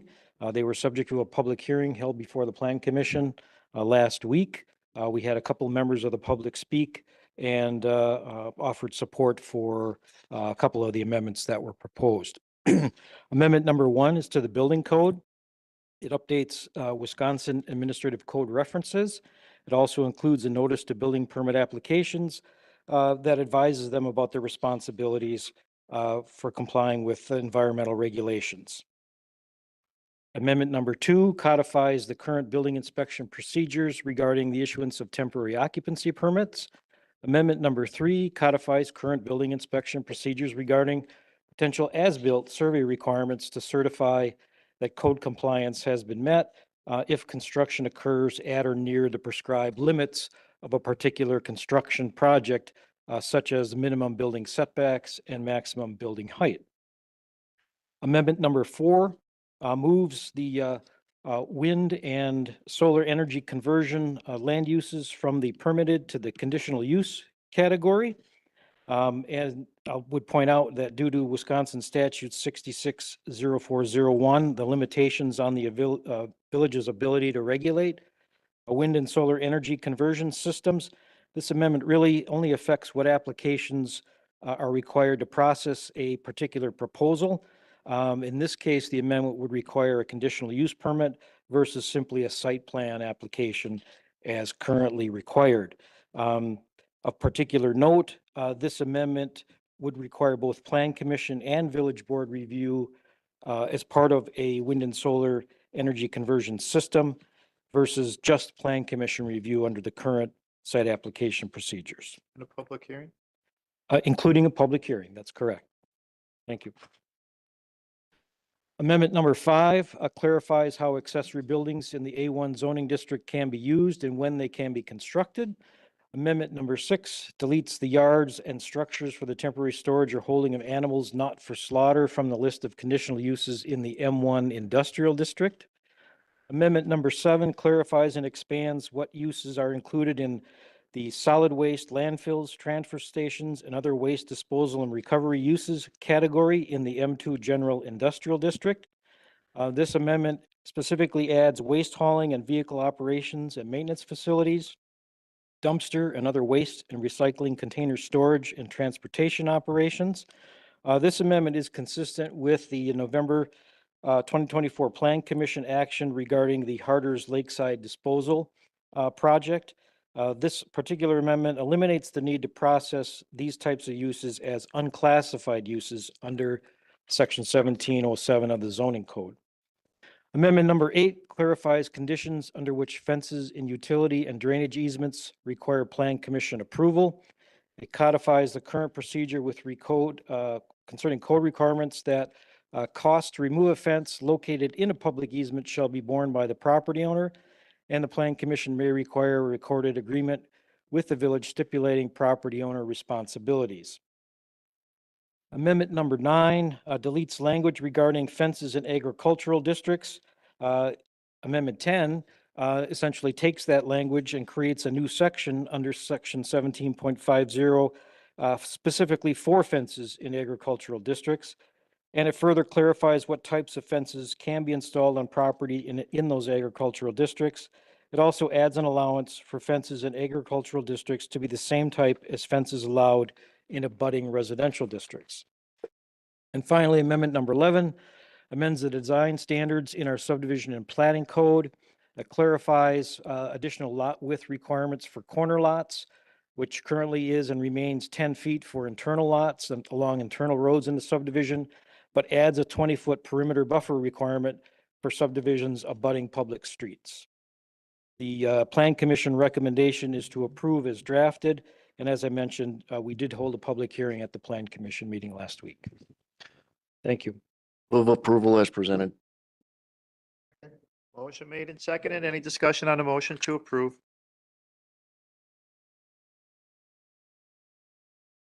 No discussion? Require? No? Okay, all in favor, please say aye. Aye. Opposed? One opposed? Motion carries. Next item, thank you, Jeff.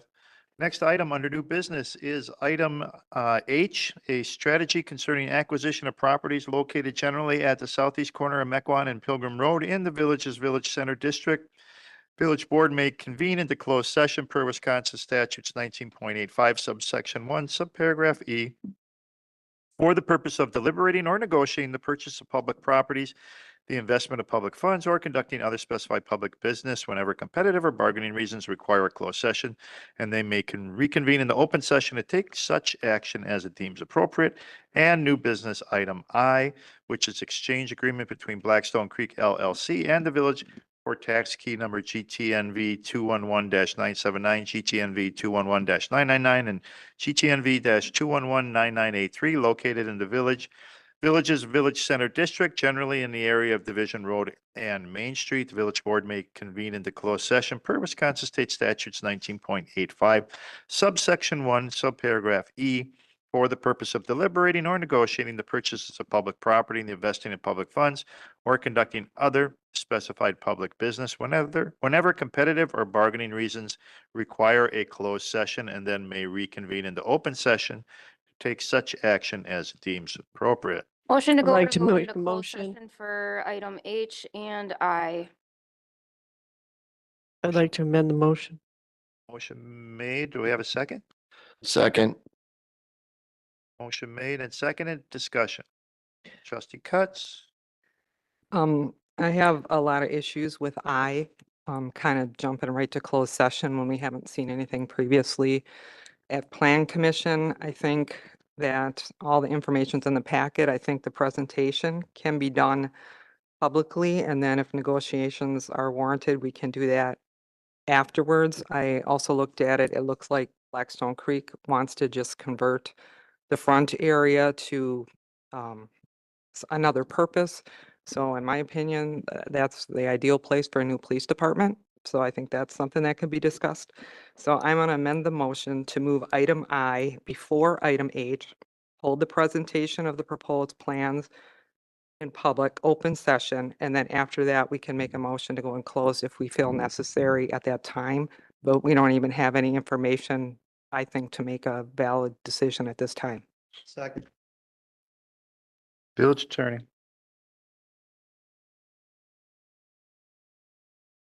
Sorry. Question, or you just Question. wanting me to Is it- pontificate as usual?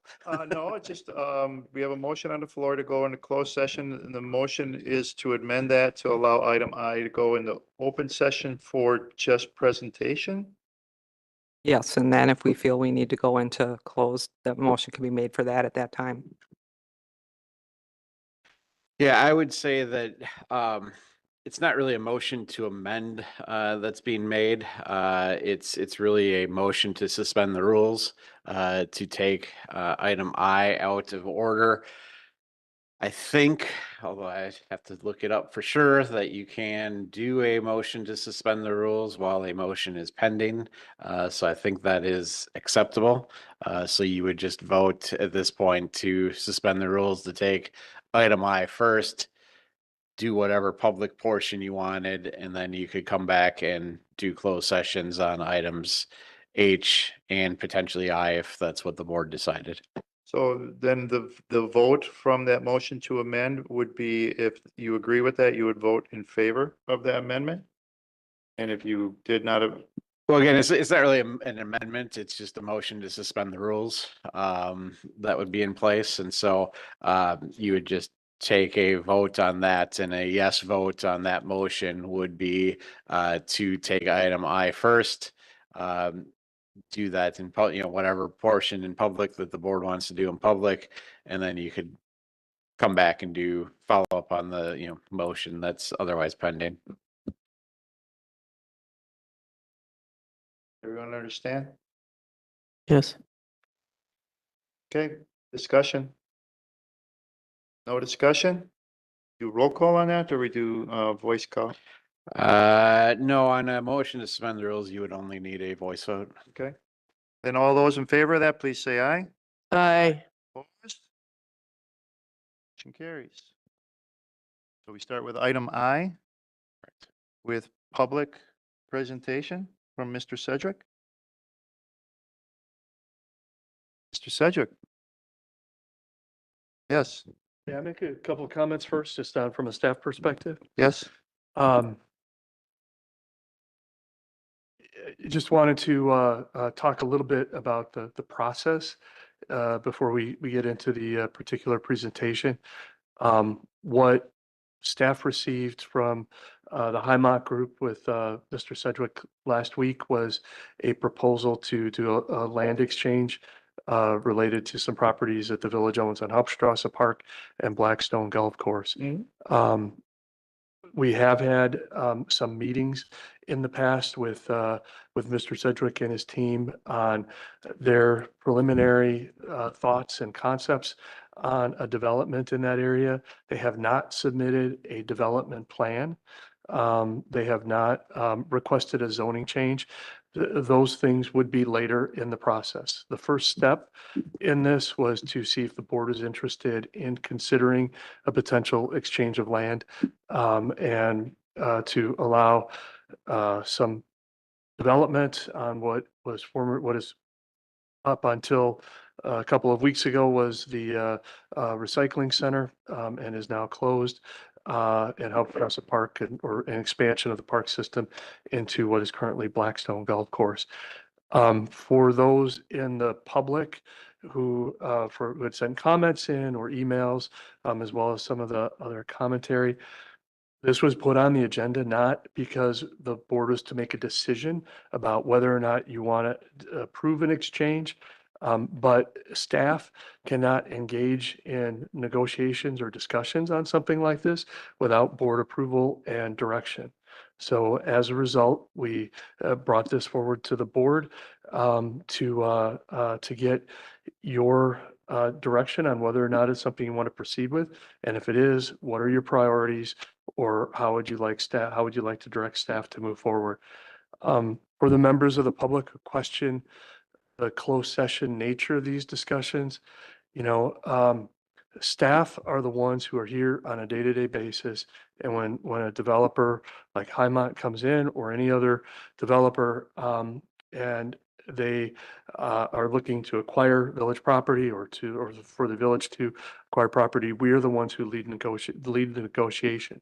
However, we don't have decision-making authority. I don't have any decision-making authority in that process. So if you were to take a parallel, that if you were to hire an agent to buy a house for you, you would want to sit down and give that agent direction on how much are you willing to pay? What would you like to offer? What are contingencies that you would like to have on that acquisition? What are maybe amenities that you would like included when you purchase the house? Those are conversations you probably would not want to have with the seller of the house in the room with you. You probably want to have those conversations in private with the agent so you could give your agent direction on how to proceed in those negotiations. And that's the reason that state statute allows municipalities for staff to enter into closed session with the elected officials so that elected officials can give us direction along those lines. Again, those are not the kinds of conversations that we generally would want to have in open that would put the village at a disadvantage in bargaining. It's important to also know that when we're in closed session, the village board does not make decisions. They cannot make decisions. Those decisions have to be made in open session. And that has been the case in all of these negotiations. So when we go into closed session, it doesn't mean that there's backroom dealings going on. It doesn't mean that there's anything inappropriate going on. We are following state statute. We are noticing that we are going into closed session in compliance with state statute in full transparency to the public. We are including documents as attachments to closed session items when it is appropriate to do so. And we are reporting back to the public after those negotiations are complete to inform what decisions were made and what the impacts were. So everything that we have done for these past months using closed session discussions and the village attorney is here, he can chime in if he'd like, have been in compliance with state statute and I think not only with the letter of the law, but with the spirit of the law for open and public transparency. Okay. Thank you. Item I, exchange agreement between Blackstone Creek LLC and the village for tax keep, so on and so forth, the village center. Mr. Sedgwick, as I understand it, it's more of a discussion than a presentation. If you can push the button at the base, that would be, thank you. Yeah, there really is no presentation because there is no plan at this point. This is really intended to be the first step in a long and complicated process. We've done some conceptual views of what we would like to do long-term at Blackstone Creek. When the recycling center was relocated this past year, it presented an opportunity. It's basically an island in the middle of our property. Also taking cues from the village planning process, there's a strong desire to revitalize Main Street and the village center district, of which Blackstone Creek is a prominent piece of land within that district. So we felt there is an opportunity to work collaboratively with the village to say, what if we reimagined that western end of Main Street to better incorporate the land? Much of the land is frankly wetland and floodplain. There's only so much that can be done with it. But there are pockets along Main Street, and frankly, the parts of, not the entire thing, but parts of the recycling center could be developed as upland. We would have to explore what that means from an engineering and a civil engineering perspective. But candidly, we don't want to spend tens of thousands of dollars investigating that, coming up with plans, presenting plans, all of the complicated process that goes into a lengthy development process. If it's not within this body's vision to want to do that. So in the spirit of transparency, we've been working with village staff to say, how do we accomplish this? What's the best way to approach this? We're not looking for any special favors. We're not making any side deals or backroom deals. This is literally our intent to bring this to the light and to say, is this in concept something that the village board would like to entertain? And if so, they should, I would ask that they give staff the guidance and the parameters with which to negotiate an agreement. We drafted this agreement, and there may be typos in it and things of that nature. It hasn't been redlined, it hasn't been fly-specced, and we've gotten no response to this document itself. It's literally a first draft document, but it's intended to start the process. And with the village board's guidance, then we would look to village staff to give us a response to say, yes, we're interested in this conversation, or we're not. And if we're not, we'll move on. We'll do something else. But we'd like to try to take this opportunity to do a very meaningful development that collaborates what the village says they want to do. They want to revitalize Main Street. We think there's an opportunity to provide public access to the river via the golf course. There's a lot of potential benefits to everyone involved here. And this is literally the first step so that we can start having that conversation. I think we wrote up a brief executive summary in the cover letter that's attached to the documents, which I think you all have. There's not much more to add to that other than what I've said. So we literally are just asking for the opportunity to start the conversation. Or question? Trustee Ball? Sure. To give a little background on this concept really started how many years ago when MMSD came in and wanted to go in on a deal with us to buy the golf course property ourselves. Was that 8 years ago?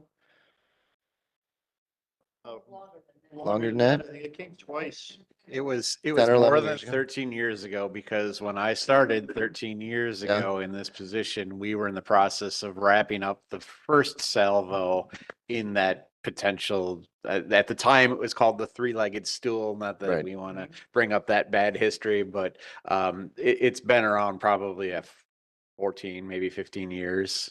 What, It came okay, through a second time where the golf course had asked if we wanted to buy the land outright for a park, but then Donges Bay Road repair came up where we had to split that and state funds weren't available to us or denied.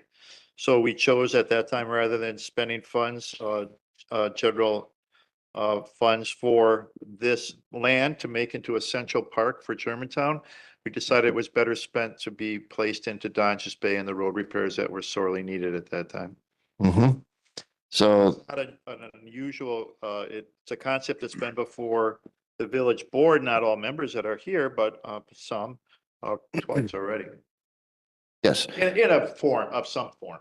Yes, so it's been here for quite a while. Well, this is not something brand new. This is something that was fostered and ruminated about for several years now.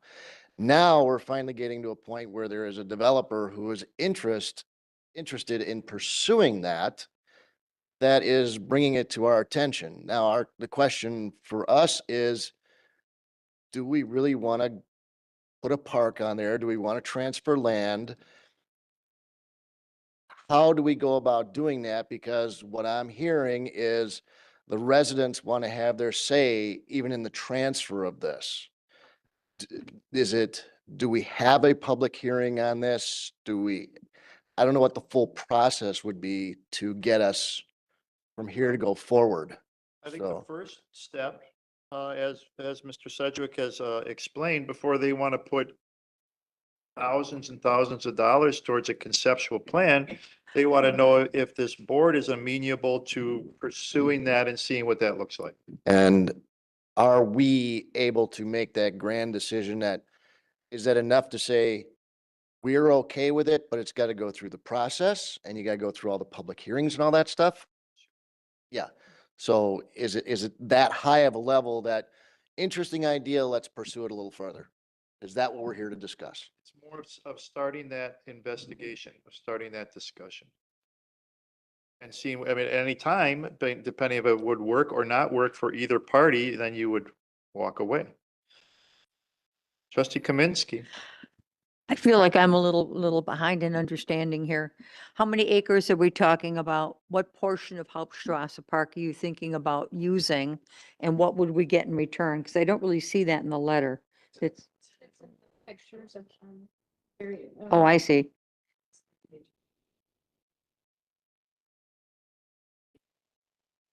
So how many acres is it that you would want from us as I look for it? Well, I think in terms of acreage, using rough numbers, I think the golf course itself is, call it 150 acres total. The land that we're talking about along Main Street, about half of that land is already owned by Blackstone. We're talking about the frontage along Main Street. So the frontage of Hauptstrasse Park as it stands today, there's, Go from Division to Western. pardon? Division to Western. Yeah. So it'd be it basically like we're proposing roughly the southern half of the recycling center and the frontage along Main Street of Hauptstrasse Park.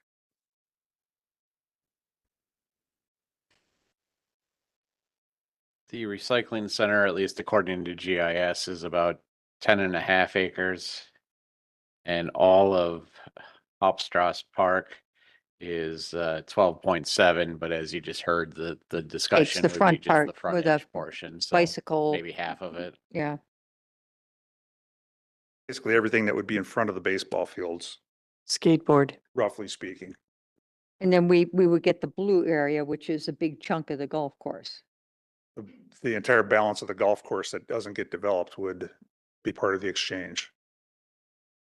And so what I see outlined in blue here, nothing within that blue will be developed with homes? Whatever's within the blue, I think, is what's intended to be developed. Oh, I see. Yeah. Okay. So if you're looking at the land that is call it Main Street and Division Road, where basically where the current. No, we're on different drawings here.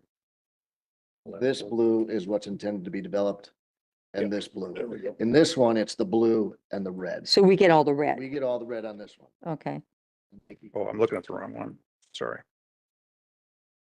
It would be nice if we knew this was going to go public to have this on a screen. It was a discussion know, to I know. see if it wanted Yeah. to move forward Um, before anything else was put as a cost to Yeah. to Mr. Sedgwick's company. Well, now, how much of the red, if I'm on the correct drawing now, thank you, David, how much of that is floodplain that we can really do very little with? The red that we are getting mainly. Floodplain. So it's the throwaway land. Yeah. Well, it's a park. Well, it's not a park if you can't use it if it's in floodplain. Yes, you can, because they use it as a golf course now. Mm. I think parts of that are gone.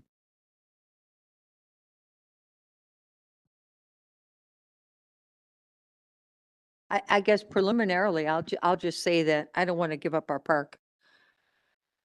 Whole park. I don't want to give up a part of our park and gain a bunch of wetland. That's just looking at what I see here. But that's just my opinion. I could be convinced otherwise, I suppose. Trustee Chan Miller. Thank you. I agree with you, Trustee Kaminsky. I'm not willing to give up parkland. The Park Commission was never approached about this swap, as it were. I think we already have a park that's all wetland. It's called Wilderness. And we don't need any more of that. There are red flags for me. We already have a developer talking about Village Center that's happening on the other end that we don't know what's going to evolve exactly. You want to give us land that we really can't build on. It's not going to be a fun park. It's going to be wet. You're talking about clearly in your proposal a TIF. We have not done any TIFs for residential at this point, and it would be a residence. Discussion. Well, all he's asking. It's in the document, Dean. I'm sorry, Dean. Dean. No tip involved. It's in the document. Did you read it? Well, it's in there 2 or 3 times. TIF, tax incremental financing. Would you like to correct me? In addition to that, there is talk about 350 to 425 apartments. We just had a group come in at the Plan Commission last Monday night, and the presentation was for single-family, side-by-sides, like townhouses, 4 different types of units. But they explained 2 of those types of homes would be rentals. And there is no appetite from all of the comments that we got last Monday night at the Plan Commission for any kind of rentals. We had people today that said the same thing. In addition, you got the wrong GTNV number. I don't know if you're typing this or somebody else is. And it's just everyone else that I have seen come forward has spent the money to give us a layout. There is no layout. There's not one picture of a building that would be put on any of this property. And we do not want to give up any of the parkland. It was too hard to get, and we're not acquiring any more. But it needs to be playable, buildable for park items, not for apartments. I'm totally opposed to this. I think that everyone else, all the other developers have at least shown us drawings. They've spent the money. I don't know why this is written like this, but I'm aghast. I don't believe it should be done this way. And additionally, you told us, Jim Sedgwick, that you are on the Economic Development Committee. You are on the Joint Review Board. You told us that you own the property. It's 150 acres and only 30 of it is buildable. And it kind of looks like the 30 acres is the acreage that you want to hold on to. So, well, so what are we going to do with swampland? We already have 200, Dean, we already have 280 acres wilderness park that is, we already have it. We already have the swampland. We already have the flood. It's not a swamp, it's a golf course. No, People are no. on it every day and they're not underwater. No, They but we're walk not it, going they to mow boat, it. They drive on it, they ski on it, they. I have ride point, Kids walk through it every day Dean, to I school. have the floor, correct? I made a point. I made a point. Over and over. You're against it. I got it. Good. Trustee Cutts. I have several reservations about it. Some are, I'm in agreement with trustee Kaminsky, not wanting to necessarily get, floodplains. At this point, we don't know what we could do with them. There might be plenty. I don't know. The residential units, most of the people that I've heard from are not in favor of that. I did reach out to the school board to find out what elementary school would be affected by residential units. They are in its county line, which is the second most populated elementary school. And there's not really room to expand there. So I think that's something we have to address eventually. But I do have reservations about this, and that's just my comment.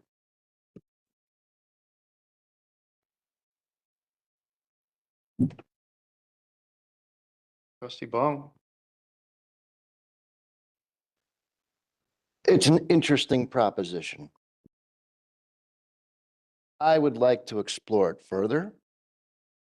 I understand this is a negotiation. I understand that we can come back and say, I don't want to give up all my good land. I want some land that I can build something on. That's a negotiation. I understand that you want to develop a bunch of units. We need to run that through the process. We need to hear from the public. They're willing to go through the public meetings to figure out whether 425 rental units are okay. Maybe it's 10 rental units and 415 single-family owner-occupied homes. I don't know what their full plan is, full proposition is.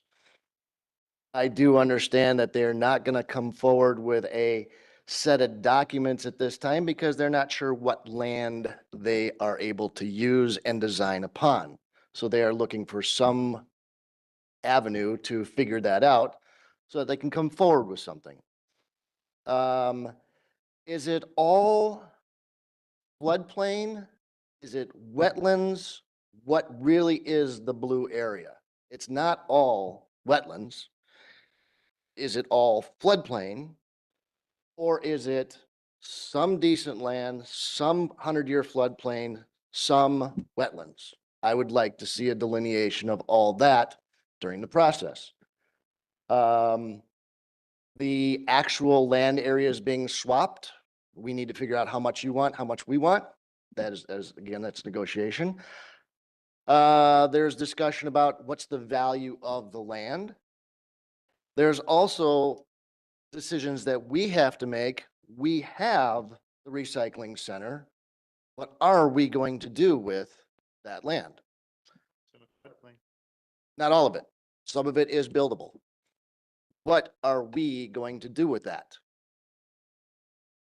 The front end of the park that is in decent land, it would make a nice start to the west end of Main Street. It would cap off that end nicely. If these are next gen housing, I'm not sure we're going to have any appetite for that. But if you're putting in townhouses that are $600,000-700,000 townhouses because they're overlooking the water, that would be an interesting proposition. I think there's potential behind this, but I don't have enough information.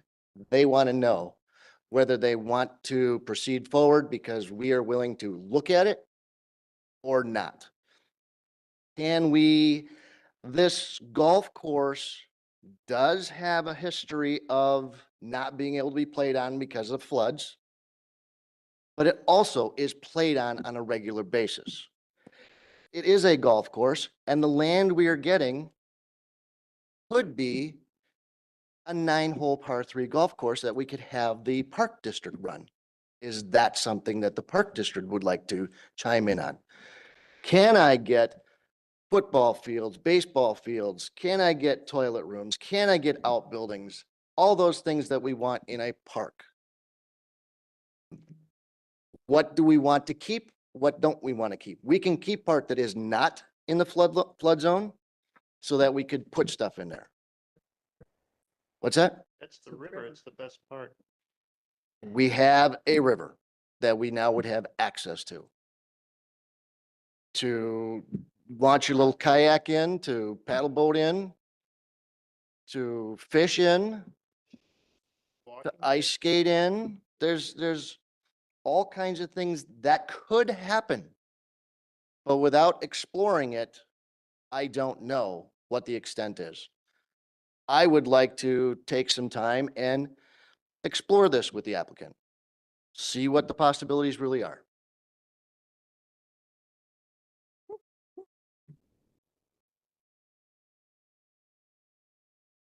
Trustee Miller, it's your second bite.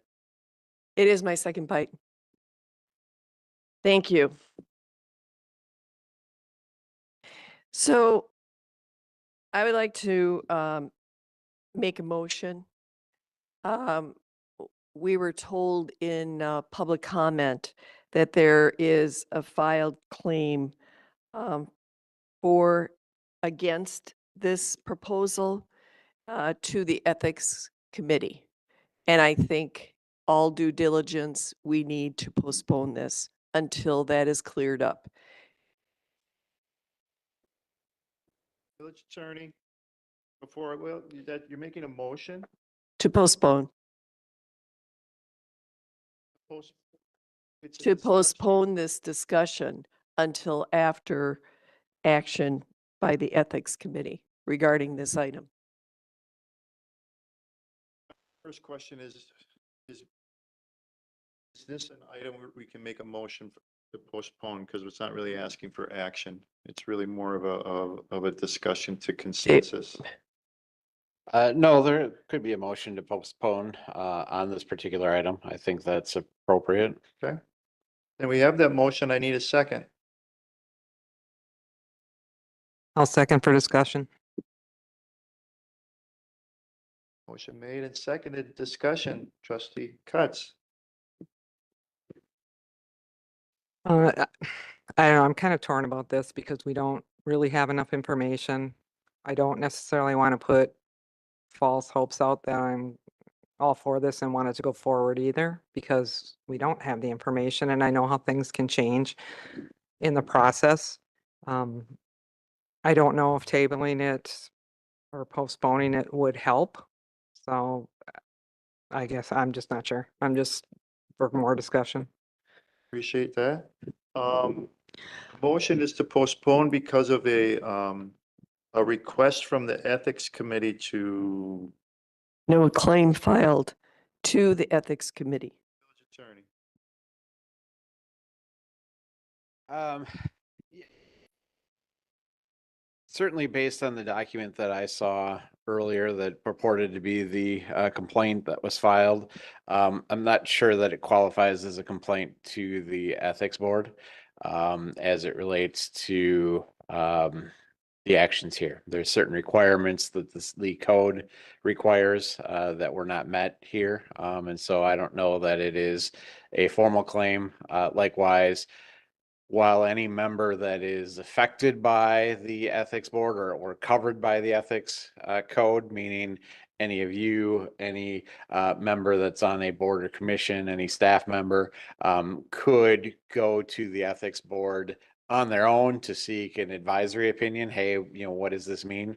There is no ability for a member of the public to say, hey, ethics board, we want you to weigh in on this type process. It's either the individual making the request or it's a complaint type basis that's there. And so I don't know that there is anything properly pending before the ethics board at this point. But you're not on the ethics board. I am not on the ethics board, but the code and the statutes do provide that the municipal attorney is the attorney that provides guidance to the local ethics board as it relates to matters that are going to be before them. So you're saying that What you, I'm saying is that if they were to ask whether or not there is a valid complaint that has been filed, my answer is no, based on the document that I saw earlier today. I don't know if that is the sole document that's there. I don't know all of the details. I was given one document that was there. Based on what I saw, it does not qualify as a complaint under our code. under our village code? Correct. Well, then,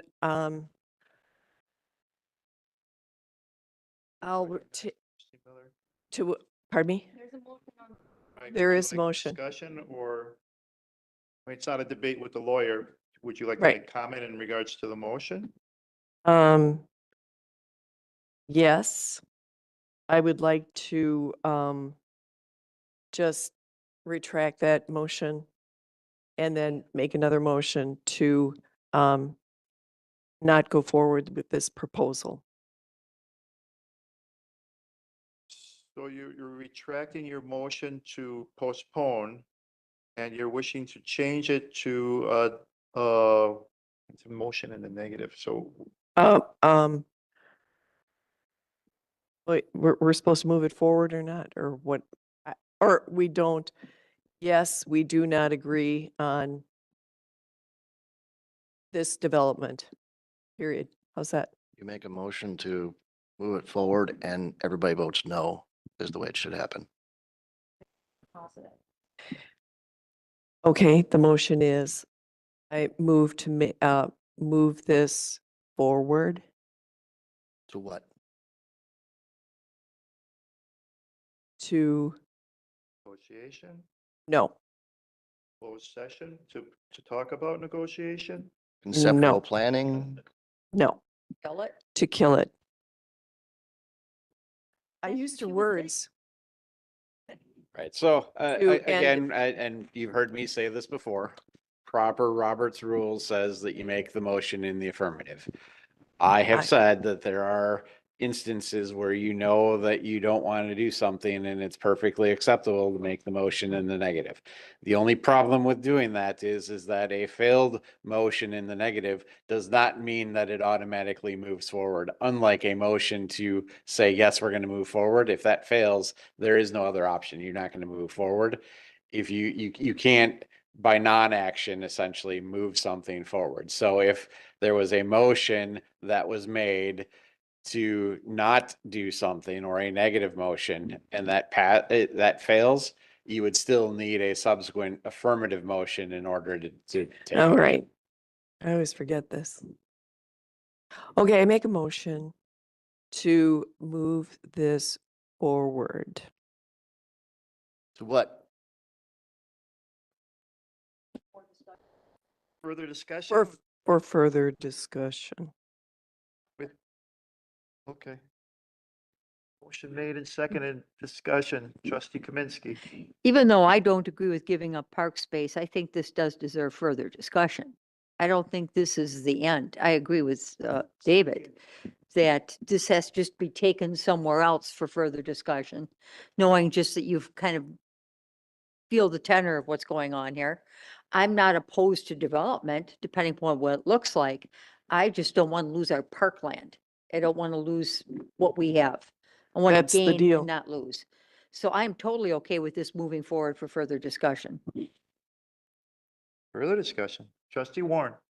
I'm on board with this moving forward. I'm just amazed that such strong opinions on lack of details.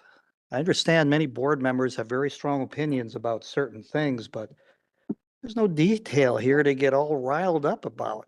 Just let's get some more information and go from there. It's like, I mean, let's not sell ourselves short. We might end up with a better park than we have now. Who knows? So certainly move it forward. Trustee Rick Miller. Yeah, totally agree. I mean, before you can put a plan together, you have to know what you're dealing with. And if we don't have the property lined out yet, how are you gonna bring a plan together? So this is interesting enough to me that I would like to see a little bit more discussion on it. I don't know what it's going to look like yet. Nobody does. No. This is a concept right now. We know that the park is important. I can tell you right now that pickleball court, although people love it, it might not be in the best spot because I have people across the street in my family, and guess what they hear all the time? Bunk, bunk, bunk, bunk, bunk. Right? And before that, it was tennis, you know? So maybe moving that to a different location, a little bit farther back might be beneficial.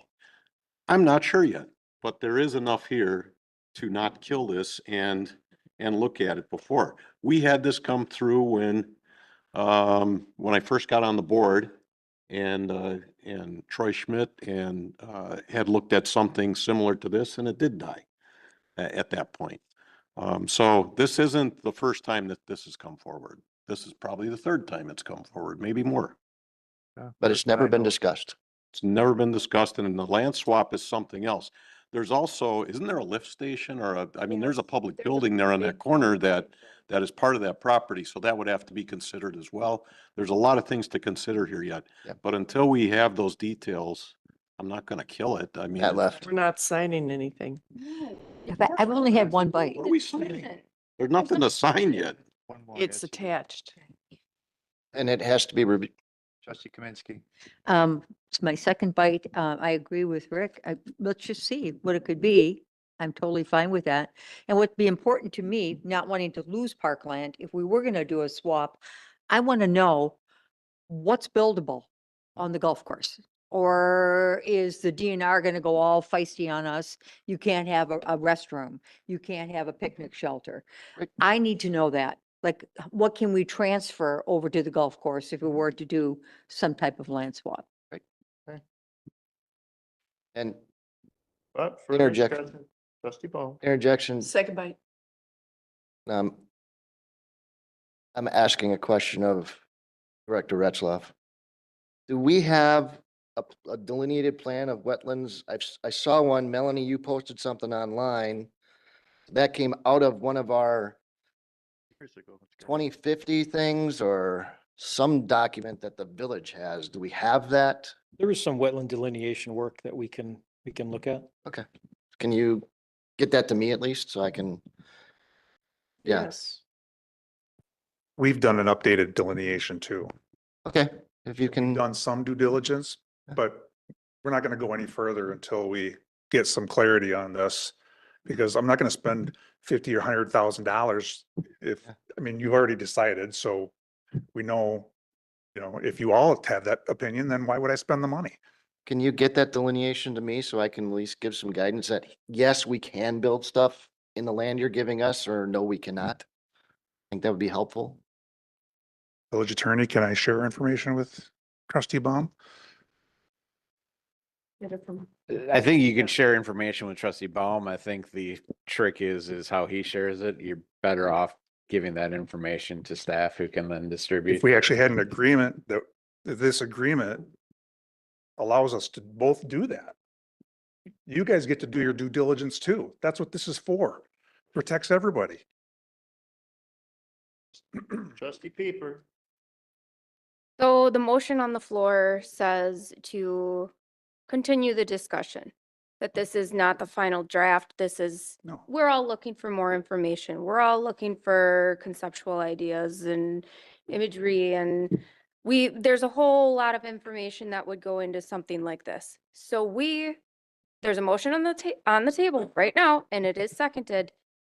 Do we want to continue this conversation? Not sign it as is, but do we want to continue Do we, yes.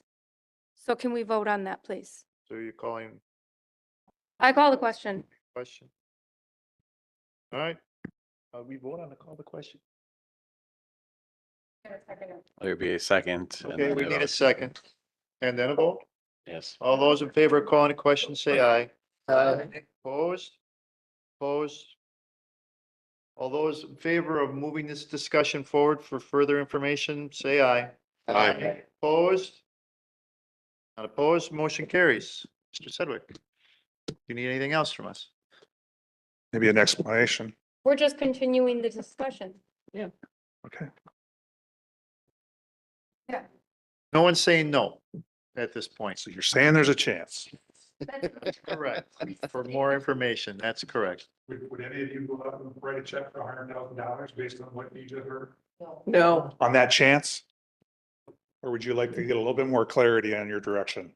And we need clarity to make that decision. That's all that we're saying is we need a little more information, a little more background, a little more maps, a little more Yeah, data. I understand. I want to do that. I want to provide that, but I want to know is like, are you authorizing village staff to help us negotiate this agreement so that I can get signatures on it before I start spending real money on this development? I think the village staff will help and work with you to fine tune that agreement to something that we're But the all village- willing to but back. You have to approve it, right, before it Yes. signs it. But are you, is that where we're going with this? Is that you're going to authorize village staff to negotiate agreement that they can bring back to this board to sign? That's not the motion. That would be jumping, that'd be putting the cart in Just front looking for of. clarity as to what was actually the board. decided here tonight. We asked for the map on the wetlands. Well, that's just a fraction of what we would need. And honestly, we would need to go into closed session to actually discuss as a board That contract. what we would like to negotiate and specifically your contract. So that's what closed sessions are for. That's what closed sessions are for, so we don't show all of our cards. You are going to close session? I believe Is we that what the are. motion was for? Is that- No, the motion was to continue the discussions, but when we go into closed session, we will be discussing. So we This still need issue. we still have a motion on the floor to go into closed session, correct? Correct. I'm honestly, I'm not trying to be difficult. No, I'm it's just trying to okay. understand. It's okay. Yes, as you are. trust me. yes, there was. I made it and it was seconded, but then. No. Before all of this, I made a motion to go into closed session. Somebody had seconded it. Then there was an amendment to the motion to take item I before H. So that motion, We did. we still have that motion to go into closed session after. The motion to suspend the rules would have effectively killed the pending Okay. motion, so you would need So a we new need a new motion. motion to go into closed session.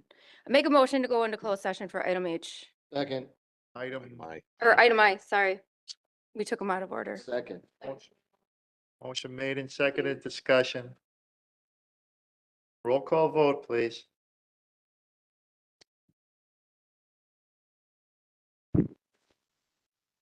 To go in closed. Yes. Correct. Motion to go into closed session. Trustee Baum, Aye. trustee Kaminsky, trustee Rick Miller. Clarification, is this for I only or H and I? This is just, For Aye. I, only, correct? Correct, I only, and then We'll go to H. in Aye. practice, we would just do H. I as an I. Trustee Warren, No. trustee Peeper, trustee Jan Miller, No. trustee Cutts, No. President Walter. Aye. Motion passes. Need another motion for H. Make a motion to go into closed session for item H. Am I allowed to? No. Retract my motion. Make a motion to go into closed session for item H. wait, why couldn't he make a motion? I- Why couldn't he make a motion? Is that, can he make a motion to go into closed session for item H? No, he can make the motion. His question, I think, was the reflection that he is historically abstained from participating in votes on that matter, so All right, I that's think fine. he I just want clarity from the recognized that attorney when and it not was the- raised. So that was his personal decision. It wasn't like he cannot make the motion. All right, we have a motion from trustee Rick Miller. Do I have a second? Second, Motion made and seconded. Discussion.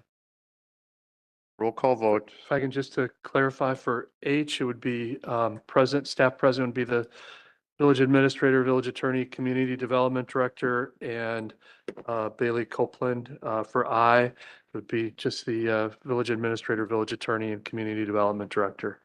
And are we taking them H and I, or are we going I and H? H, then I. Okay, thank you.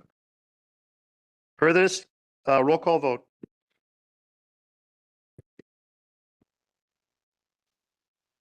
Trustee Baum, Aye. trustee Kaminsky, trustee Rick Miller. Aye. Trustee Warren, Aye. trustee Peeper, Aye. trustee Jan Miller, No. trustee Cutts, No. and President Walter. Aye. Motion passes. Before we go into closed session, our next village board meeting will be on February 3rd at 7 PM here at the Village Hall Boardroom. Thank you all for coming tonight, and thank you all for watching. Give us a couple minutes and then we'll go into closed session.